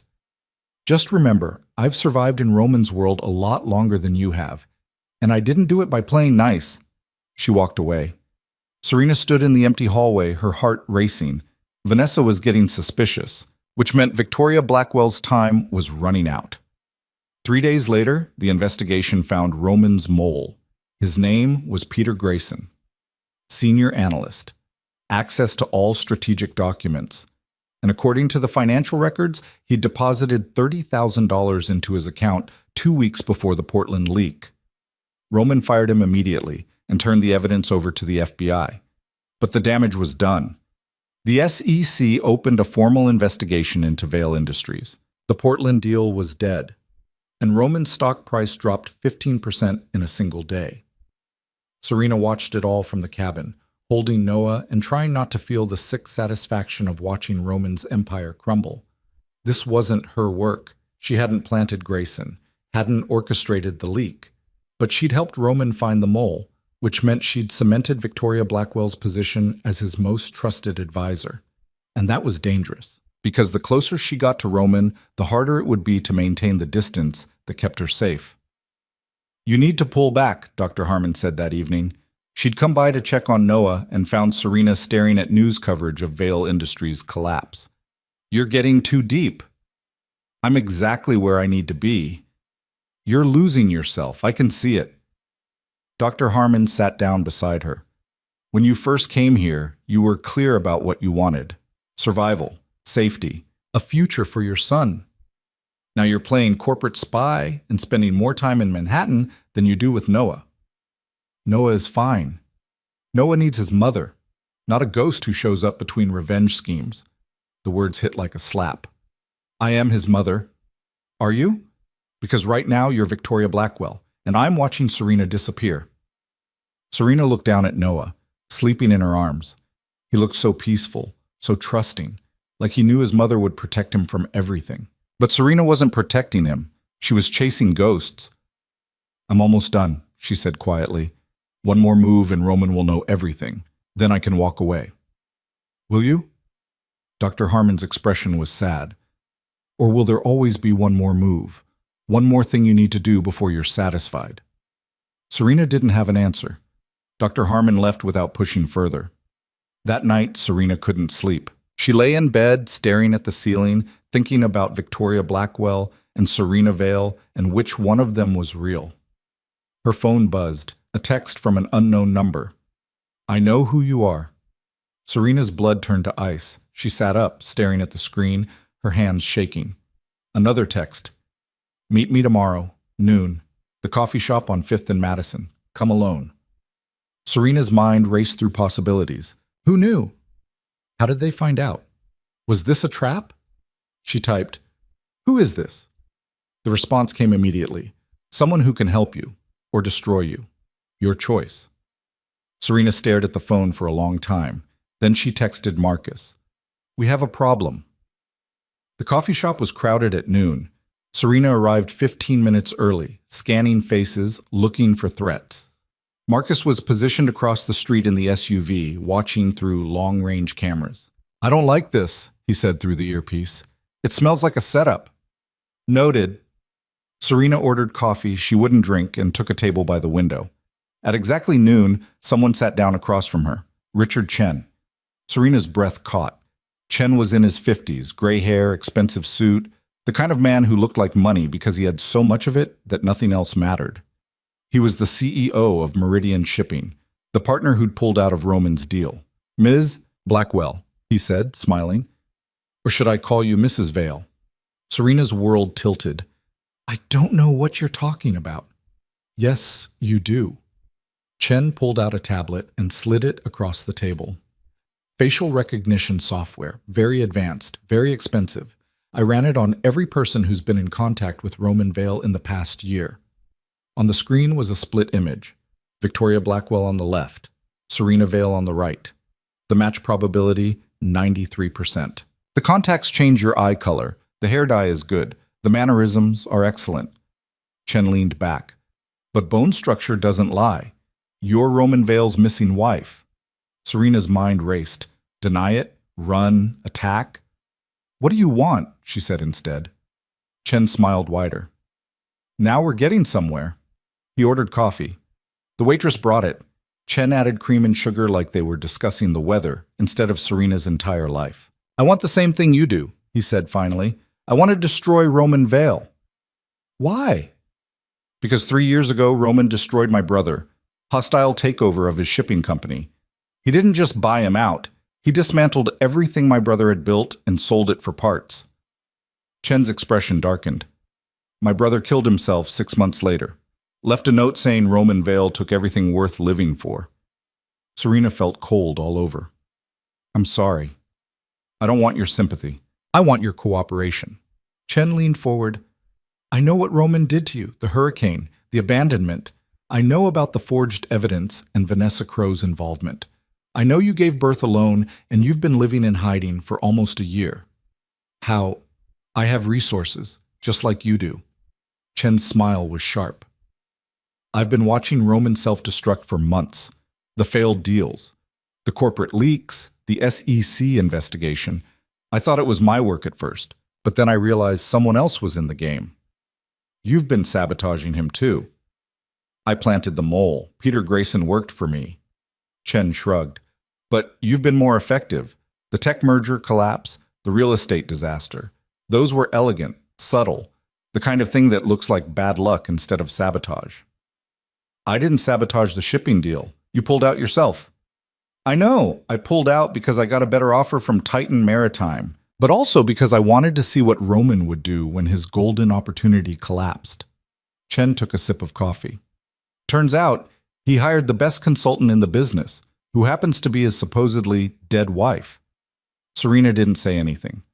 Here's my proposal, Chen continued. We work together, pool our resources. I have money, connections, and a network of people who hate Roman as much as we do. You have inside access and motivation. Together, we can bring down his entire empire. And if I say no, then I tell Roman who Victoria Blackwell really is, and we both know what happens then. Chen's expression was pleasant, but his eyes were cold. You disappear again, probably permanently this time, and your son grows up without a mother. Serena's hands clenched under the table. You're blackmailing me. I'm offering you a partnership. The blackmail is just insurance. Chen stood. Think about it. You have 24 hours. After that, I make a choice for you. He left cash on the table and walked out. Serena sat frozen, her coffee going cold, her entire world collapsing for the second time in a year. Serena, Marcus said through the earpiece, we need to move now. She stood on shaking legs and left the coffee shop. Marcus was waiting in the SUV 2 blocks away. Serena climbed in and he drove without speaking until they were clear of Manhattan. He knows everything, Serena said finally. I heard. Marcus's jaw was tight. The question is what we do about it. He wants to partner with me, use my access to destroy Roman. And if you refuse? He tells Roman who I am. Marcus was quiet for a long time. You could run, take Noah and disappear. I can create new identities, get you somewhere Chen can't find you. And spend the rest of my life running, looking over my shoulder, never knowing if Noah's safe? Serena shook her head. No, I'm done running. Then what? Serena thought about Roman's face when he talked about second chances, about Vanessa wearing her necklace, about Noah sleeping peacefully, trusting that his mother would keep him safe. I'm going to give Chen what he wants, she said. We're going to destroy Roman together. And then? Then I'm going to destroy Chen too. Serena's voice was cold, certain. Because nobody threatens my son and walks away. Marcus glanced at her, something like approval in his expression. That's a dangerous game. Good thing I've gotten very good at playing. That night, Serena sent Chen a text. I'm in. But we do this my way. His response came 30 seconds later. Smart choice. Let's discuss terms. They met the next morning in a private office Chen maintained in Manhattan. No coffee shops this time, No public spaces where anyone could overhear. Just Serena, Chen, and the reality that she'd just partnered with someone as ruthless as Roman. Here's what I need from you, Chen said, pulling up files on his computer.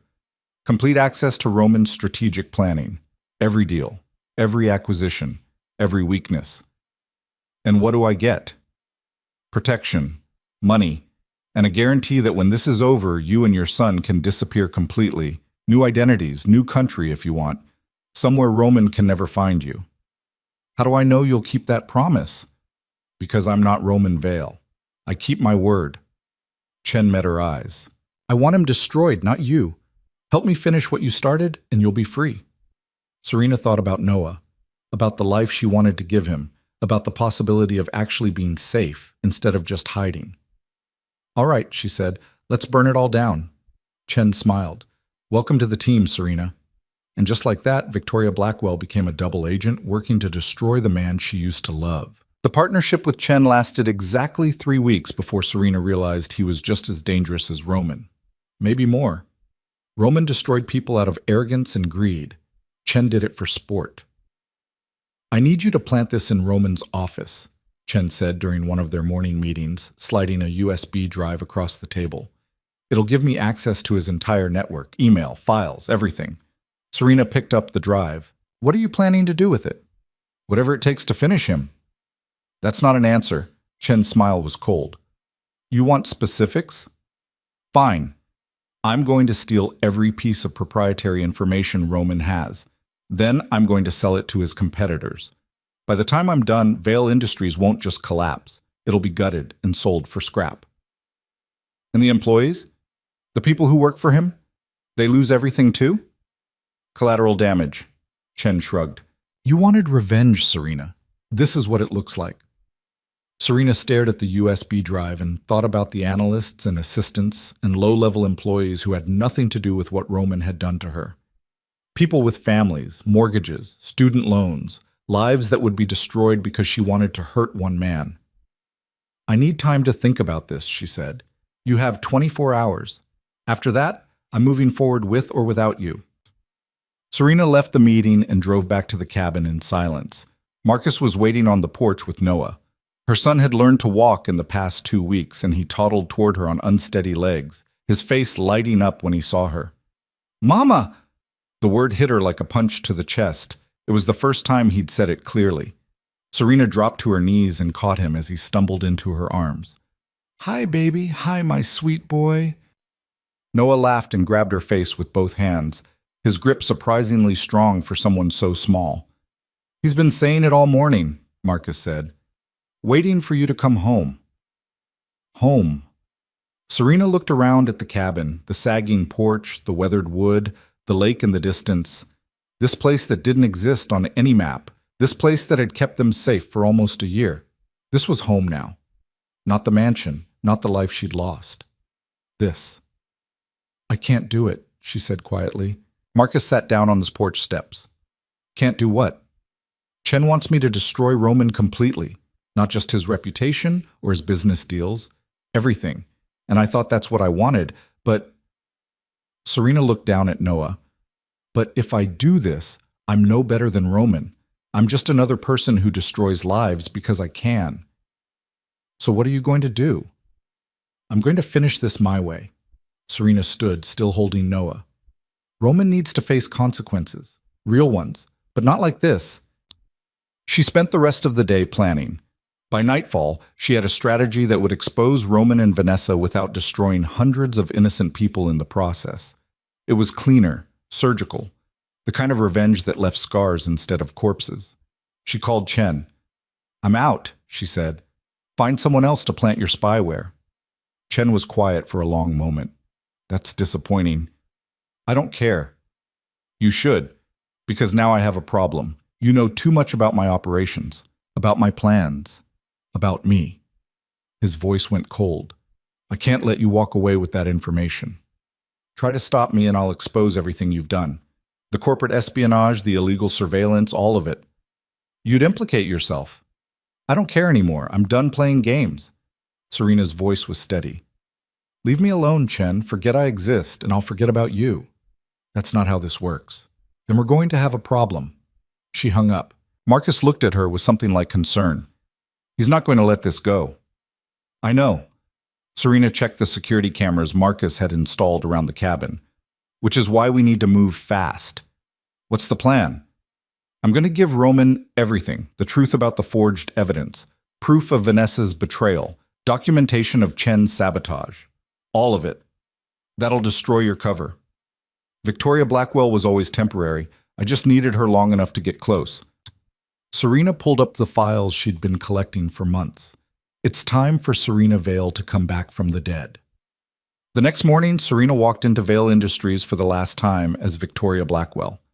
She was carrying a leather portfolio that contained everything: the evidence against Vanessa, the documentation of Chen's involvement, and one additional file that would change everything: proof that Noah existed, birth certificate, medical records, photos, everything Roman would need to understand that the son he'd lost was alive. Serena wasn't sure if she was making the right choice, but she was tired of hiding, tired of pretending, tired of being someone she wasn't. She was going to tell Roman the truth, and then she was going to watch him live with what he'd done. Roman's assistant looked surprised when Serena arrived without an appointment. Miss Blackwell, Mr. Vale isn't expecting you. Tell him it's urgent. Serena's voice left no room for argument. And tell him to make sure Vanessa is in the room. 5 minutes later, Serena was shown into Roman's office. Roman sat behind his desk. Vanessa stood by the window. They both looked tense, like they'd been in the middle of an argument. Victoria, Roman said. What's this about? Serena set the portfolio on his desk. I need to tell you something, and you're not going to like it. If this is about the Chen situation, it's not about Chen. It's about Serena. The room went silent. Roman's expression shifted. What about her? She's alive. The words hung in the air like smoke. Vanessa's face went white. That's impossible. She disappeared over a year ago. She's dead. She's not dead. She's been hiding, building a new life, waiting for the right moment to come back. Serena pulled out the first document, a photo of herself from a year ago, clearly pregnant, clearly the same person as Serena Vale. She survived the hurricane, barely, and she gave birth alone while you were inside with your mistress. Roman stood slowly. How do you know this? Because I'm her. Serena pulled off the contact lenses, removed the wig, wiped off the makeup that changed her face shape. Underneath was Serena Vale. Roman staggered backward like he'd been shot. No, you can't be. Surprise. Serena's voice was cold. Your dead wife isn't dead. She's been right here, working for you, watching you, waiting. Vanessa moved toward the door, but Serena blocked her path. You're not going anywhere. You're going to stay and face what you did. Roman, don't listen to her. Shut up. Roman's voice was barely a whisper. He was staring at Serena like he was seeing a ghost. Serena, is it really you? It's really me. But your face, your hair, it's called a disguise. Turns out it's pretty easy to look different when you want to disappear. Serena pulled out the next document. Here's proof that Vanessa forged the evidence against me. Bank accounts she created in my name. Emails she fabricated. All of it documented and backed up. She slid the file across the desk. Roman opened it with shaking hands. His face went from shock to horror to rage as he read through the evidence. You did this? He looked at Vanessa. You framed her? I was protecting you, Vanessa's voice climbed. She was going to destroy you, Roman. I saw the way she looked at your business. Like she wanted to tear it apart. I was trying to save you from making a mistake. By destroying my pregnant wife? Roman's voice was deadly quiet. By forging evidence and helping me throw her into a hurricane? I didn't know about the hurricane. You're the one who... Because of your lies! Roman slammed his hand on the desk. I threw her out because of evidence you fabricated. I did it for us. Vanessa's composure cracked. I did it so we could be together, so you could finally be free of her and see what was right in front of you. You did it because you're a psychopath. Serena's voice cut through the room. You manufactured an entire conspiracy to remove me from Roman's life. Then you moved into my house, wore my jewelry, played wife to my husband, and smiled while everyone thought I was dead. Vanessa turned on her. You think you're so innocent? You've been sabotaging Roman for months, The failed deals, the corporate leaks, that was you. Some of it was me, Serena agreed, but not all of it. Richard Chen has been working his own angle. He's the one who planted the corporate spy. He's the one who leaked the Portland documents. She pulled out another file. Here's proof. Communications between Chen and Peter Grayson. Financial records showing payments. Everything you need to prosecute them both. Roman was reading through the documents, his face getting paler with each page. Why are you giving me this? He asked finally. You could have destroyed me. You were working with Chen. Why stop now? Because destroying you wasn't enough. Serena met his eyes. I wanted you to know the truth. I wanted you to understand exactly what you did when you threw me into that storm. I thought the evidence was real. I believed you believed what you wanted to believe. You trusted Vanessa over your own wife. You chose your empire over the woman carrying your child. Serena's voice didn't shake. And when I begged you not to leave me outside, when I told you the baby would die, you closed the door anyway. Roman's face crumbled. Serena, I didn't know. You didn't want to know. There's a difference. She pulled out the final document, Noah's birth certificate. Roman stared at it like it was written in a language he didn't understand. You have a son, Serena said quietly. His name is Noah. He's 13 months old. He has your eyes and my stubbornness. And he exists because I survived the night you tried to kill me. Roman's hands were shaking. Where is he? Somewhere you'll never find him. Serena, please, you don't get to please me anymore. You don't get to ask for forgiveness or second chances. You get to live with what you did. Serena picked up her portfolio. I've given you everything you need to prosecute Vanessa and Chen. What you do with it is your choice. But I'm done. She walked toward the door. Wait. Roman's voice broke. Don't leave, please. Let me fix this. Let me make it right. Serena turned. There is no making this right, Roman. You can't undo what you did. You can't bring back the woman I was before that night. She died in the mud outside your mansion while you warmed your bed with the woman who destroyed her. I loved you. No, you didn't. You loved the idea of me, the wife who looked good at charity events and didn't ask questions about your business. But the real me, the woman with thoughts and needs and a spine, you never loved her at all. That's not true. Then why was it so easy for you to believe I'd betray you? Why didn't you question the evidence? Why didn't you give me a chance to defend myself? Serena's voice was cold. Because deep down, you never trusted me. You never saw me as an equal. I was just another possession. And when you thought that possession had betrayed you, you threw it away. Roman had no answer. Serena looked at Vanessa. You wanted him so badly, you destroyed a marriage and nearly killed a pregnant woman to get him. I hope he was worth it. Vanessa's face was streaked with tears. I love him. You love what he represents, power, money, status. That's not love. That's ambition wearing a prettier mask. Serena opened the door. Good luck with that. She walked out. Behind her, she heard Roman calling her name, heard Vanessa screaming accusations, heard the sound of his office imploding. Serena didn't look back. She took the elevator down 43 floors, walked through the lobby where nobody recognized her, and stepped out into Manhattan sunlight. Marcus was waiting in the SUV. How'd it go? He asked. It's done. Serena climbed in. Take me home. They drove in silence for 20 minutes. Then Serena's phone started buzzing. Text after text from Roman. Please, talk to me. I'm sorry. I'll do anything. Just tell me where you are. Let me meet Noah. Please, Serena. She blocked his number. Then she called her attorney, a lawyer Marcus had connected her with months ago, someone who specialized in cases exactly like hers. I need to file for divorce, Serena said, and I need full custody of my son. No visitation, no contact, nothing. We'll need to document the abuse and abandonment. I have documentation, all of it, including proof that he threw me out during a Category 4 hurricane while I was 8 months pregnant. The attorney was quiet for a moment. That's going to be a strong case. Make it airtight. I don't want him anywhere near my son.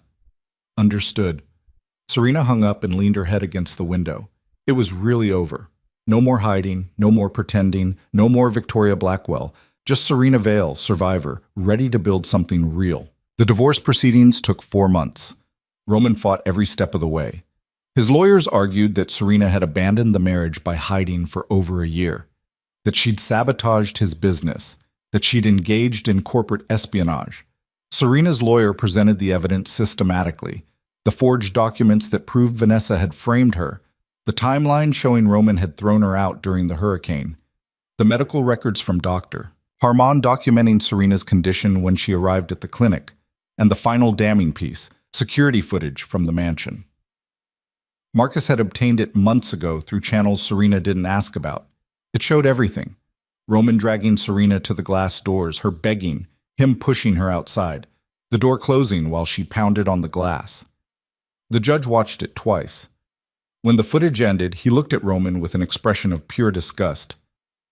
"Mr. Vale," the judge said, "in 30 years on the bench, I have never seen such a clear-cut case of domestic abuse and abandonment. Your actions were not just cruel, they were criminal." Roman's lawyer tried to object, but the judge held up a hand.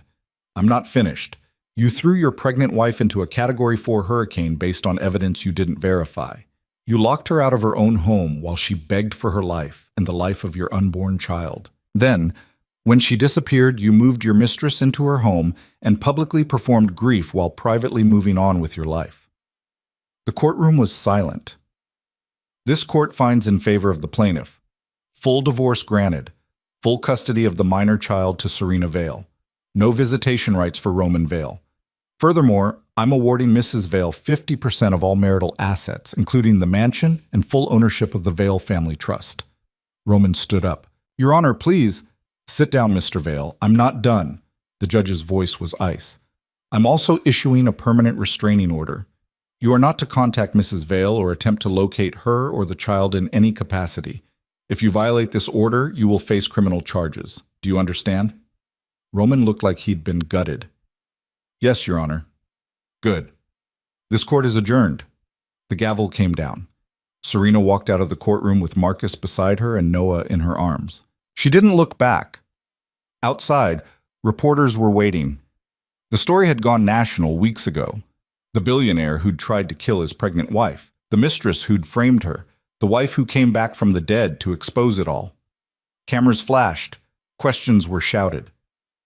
"Mrs. Vale, how does it feel to win? Are you going to press criminal charges? What are you going to do now?" Serena stopped at the top of the courthouse steps and looked directly into the cameras. "I'm going to live," she said simply. "That's the only revenge that matters." She walked down the steps and climbed into the waiting car. The fallout was spectacular. Within a week, Vanessa Crowe was arrested for fraud, forgery, and conspiracy. The evidence Serena had provided was airtight. Vanessa's trial lasted 3 weeks and ended with a guilty verdict on all counts. She was sentenced to 8 years in federal prison. Roman watched from the gallery as the woman he'd chosen over his wife was led away in handcuffs. Chen's empire collapsed next. The information Serena had given Roman about Chen's corporate espionage triggered a federal investigation that uncovered years of illegal activity.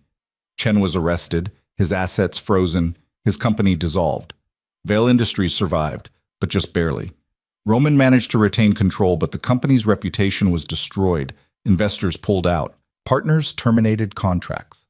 Within 6 months, the empire Roman had built was worth half what it had been.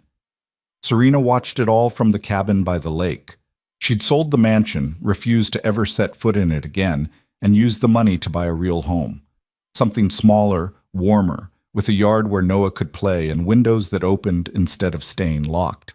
She established a foundation with the rest of the divorce settlement, the Serena Vale Foundation for Domestic Violence Survivors.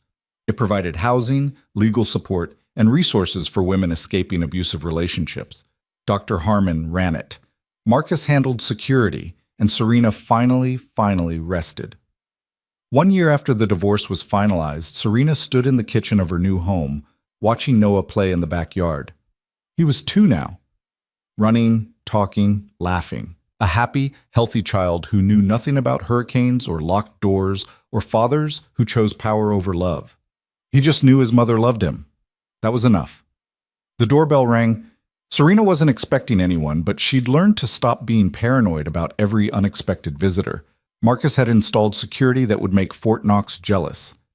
Nobody was getting to them. She opened the door. Roman stood on her porch. Serena's first instinct was to slam the door and call the police. He was violating the restraining order just by being here, but something in his expression stopped her. He looked broken, older, like the past year had aged him a decade. "You have 30 seconds before I call the cops," Serena said. "I know I shouldn't be here." Roman's voice was rough. "I know I don't have the right to ask for anything, but I had to see you, just once." "Why?" "To tell you I'm sorry. I know it doesn't change anything. I know it doesn't fix what I did, but I needed you to hear it." His eyes were red. "I was wrong, Serena. About everything. The evidence, Vanessa, the choices I made. All of it. I know you were wrong. The whole world knows you were wrong. I lost everything because of it. The company's failing. My reputation's destroyed. Everyone I trusted has either betrayed me or left." Roman's voice cracked. "I deserve all of it. I know that. But the worst part, the thing that keeps me up at night, is knowing I had something real, and I destroyed it because I was too arrogant to see what was right in front of me." Serena felt nothing, no anger, no satisfaction, no pain, just emptiness where Roman used to live in her heart. "You're right," she said. "You did destroy something real, and you're going to spend the rest of your life knowing that. But Roman, I'm not going to spend the rest of mine caring. Can I—" He stopped, started again. "Can I at least meet him? Just once? I don't want custody or visitation. I just want to know my son." "No." "Serena, please. You gave up the right to know him when you tried to kill us both. You don't get to be his father. You don't get to be part of his life. You get to be the cautionary tale I tell him when he's old enough to understand." Serena's voice was steady. "Now get off my property before I call the police." "I loved you." Roman's voice broke. "I still do." "No, you don't.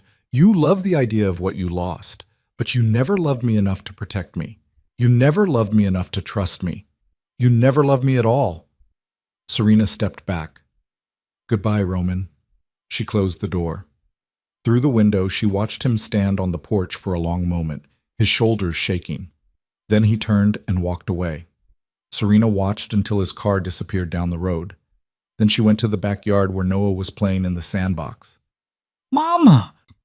He held up a toy truck. "Look, I see it, baby. That's a great truck."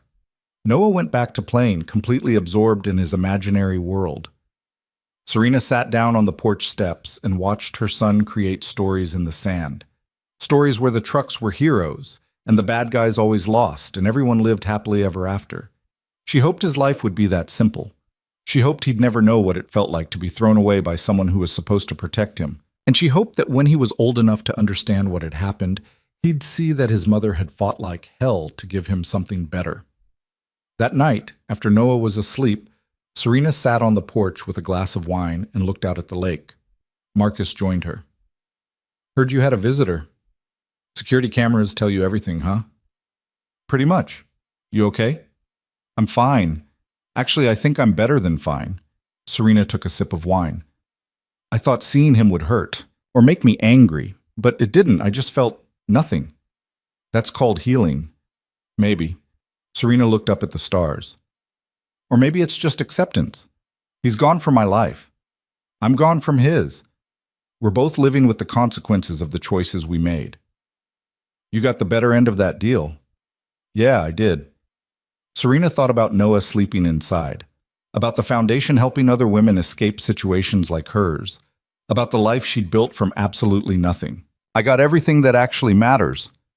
They sat in comfortable silence for a while. Then Marcus asked the question Serena had been waiting for. "What are you going to do now?" "Now? I'm going to watch my son grow up. I'm going to run my foundation. I'm going to live the life Roman tried to take from me." Serena smiled. "I'm going to be happy. That's the best revenge there is."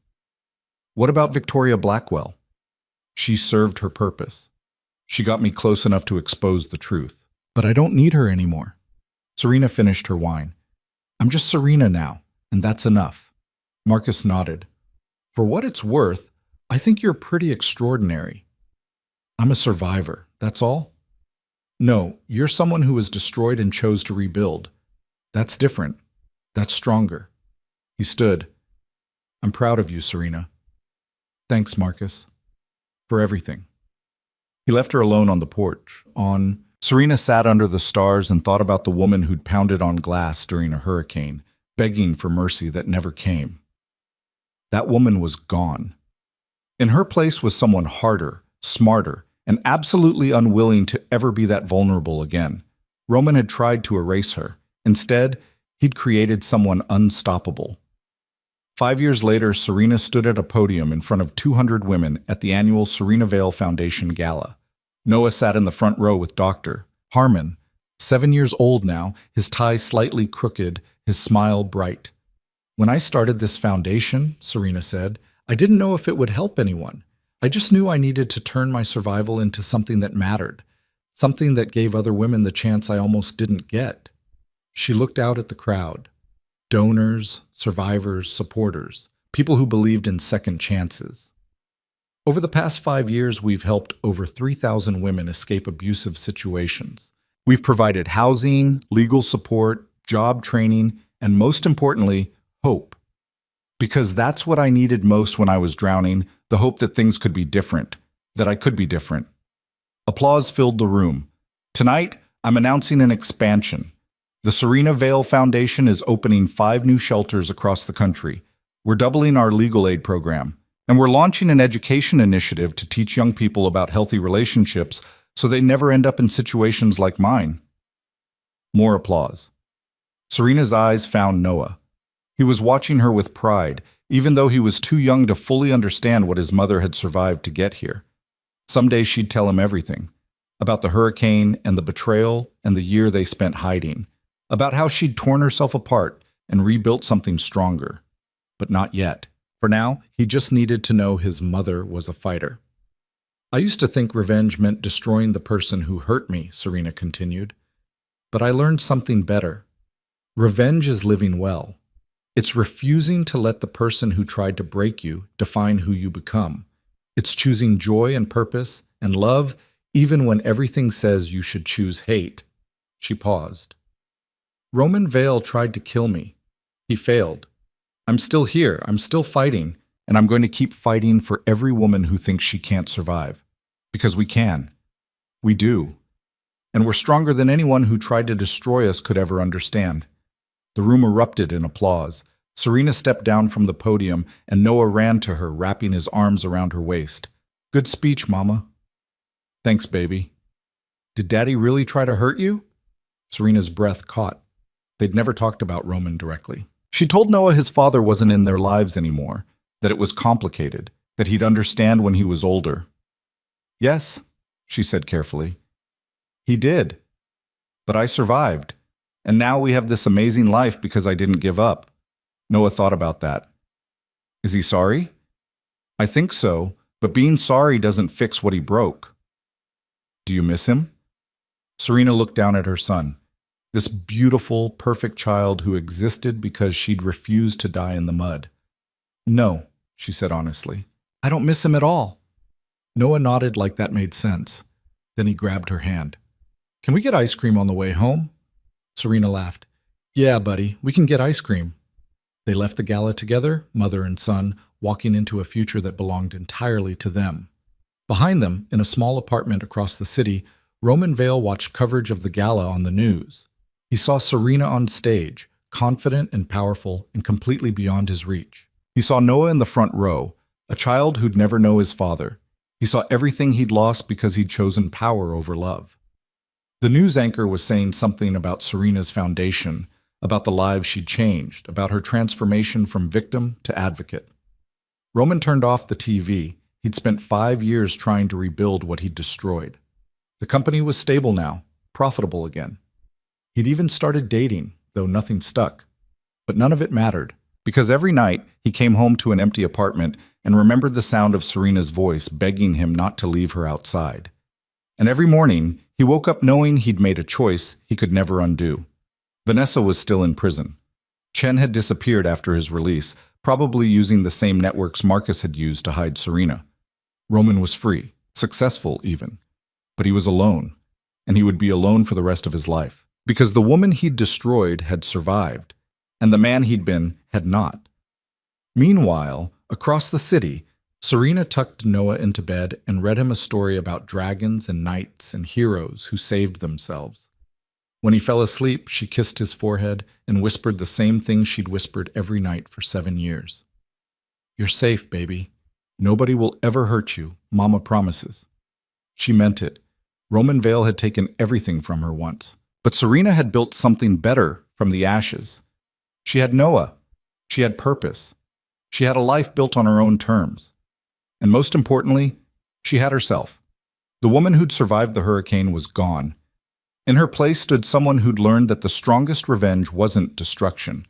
It was living so well that the person who tried to break you became irrelevant. Roman had tried to erase Serena Vale. Instead, he'd created a legacy that would outlive them both. And that was the ending Serena had fought for. Not perfect, not painless, but real, and entirely, beautifully hers.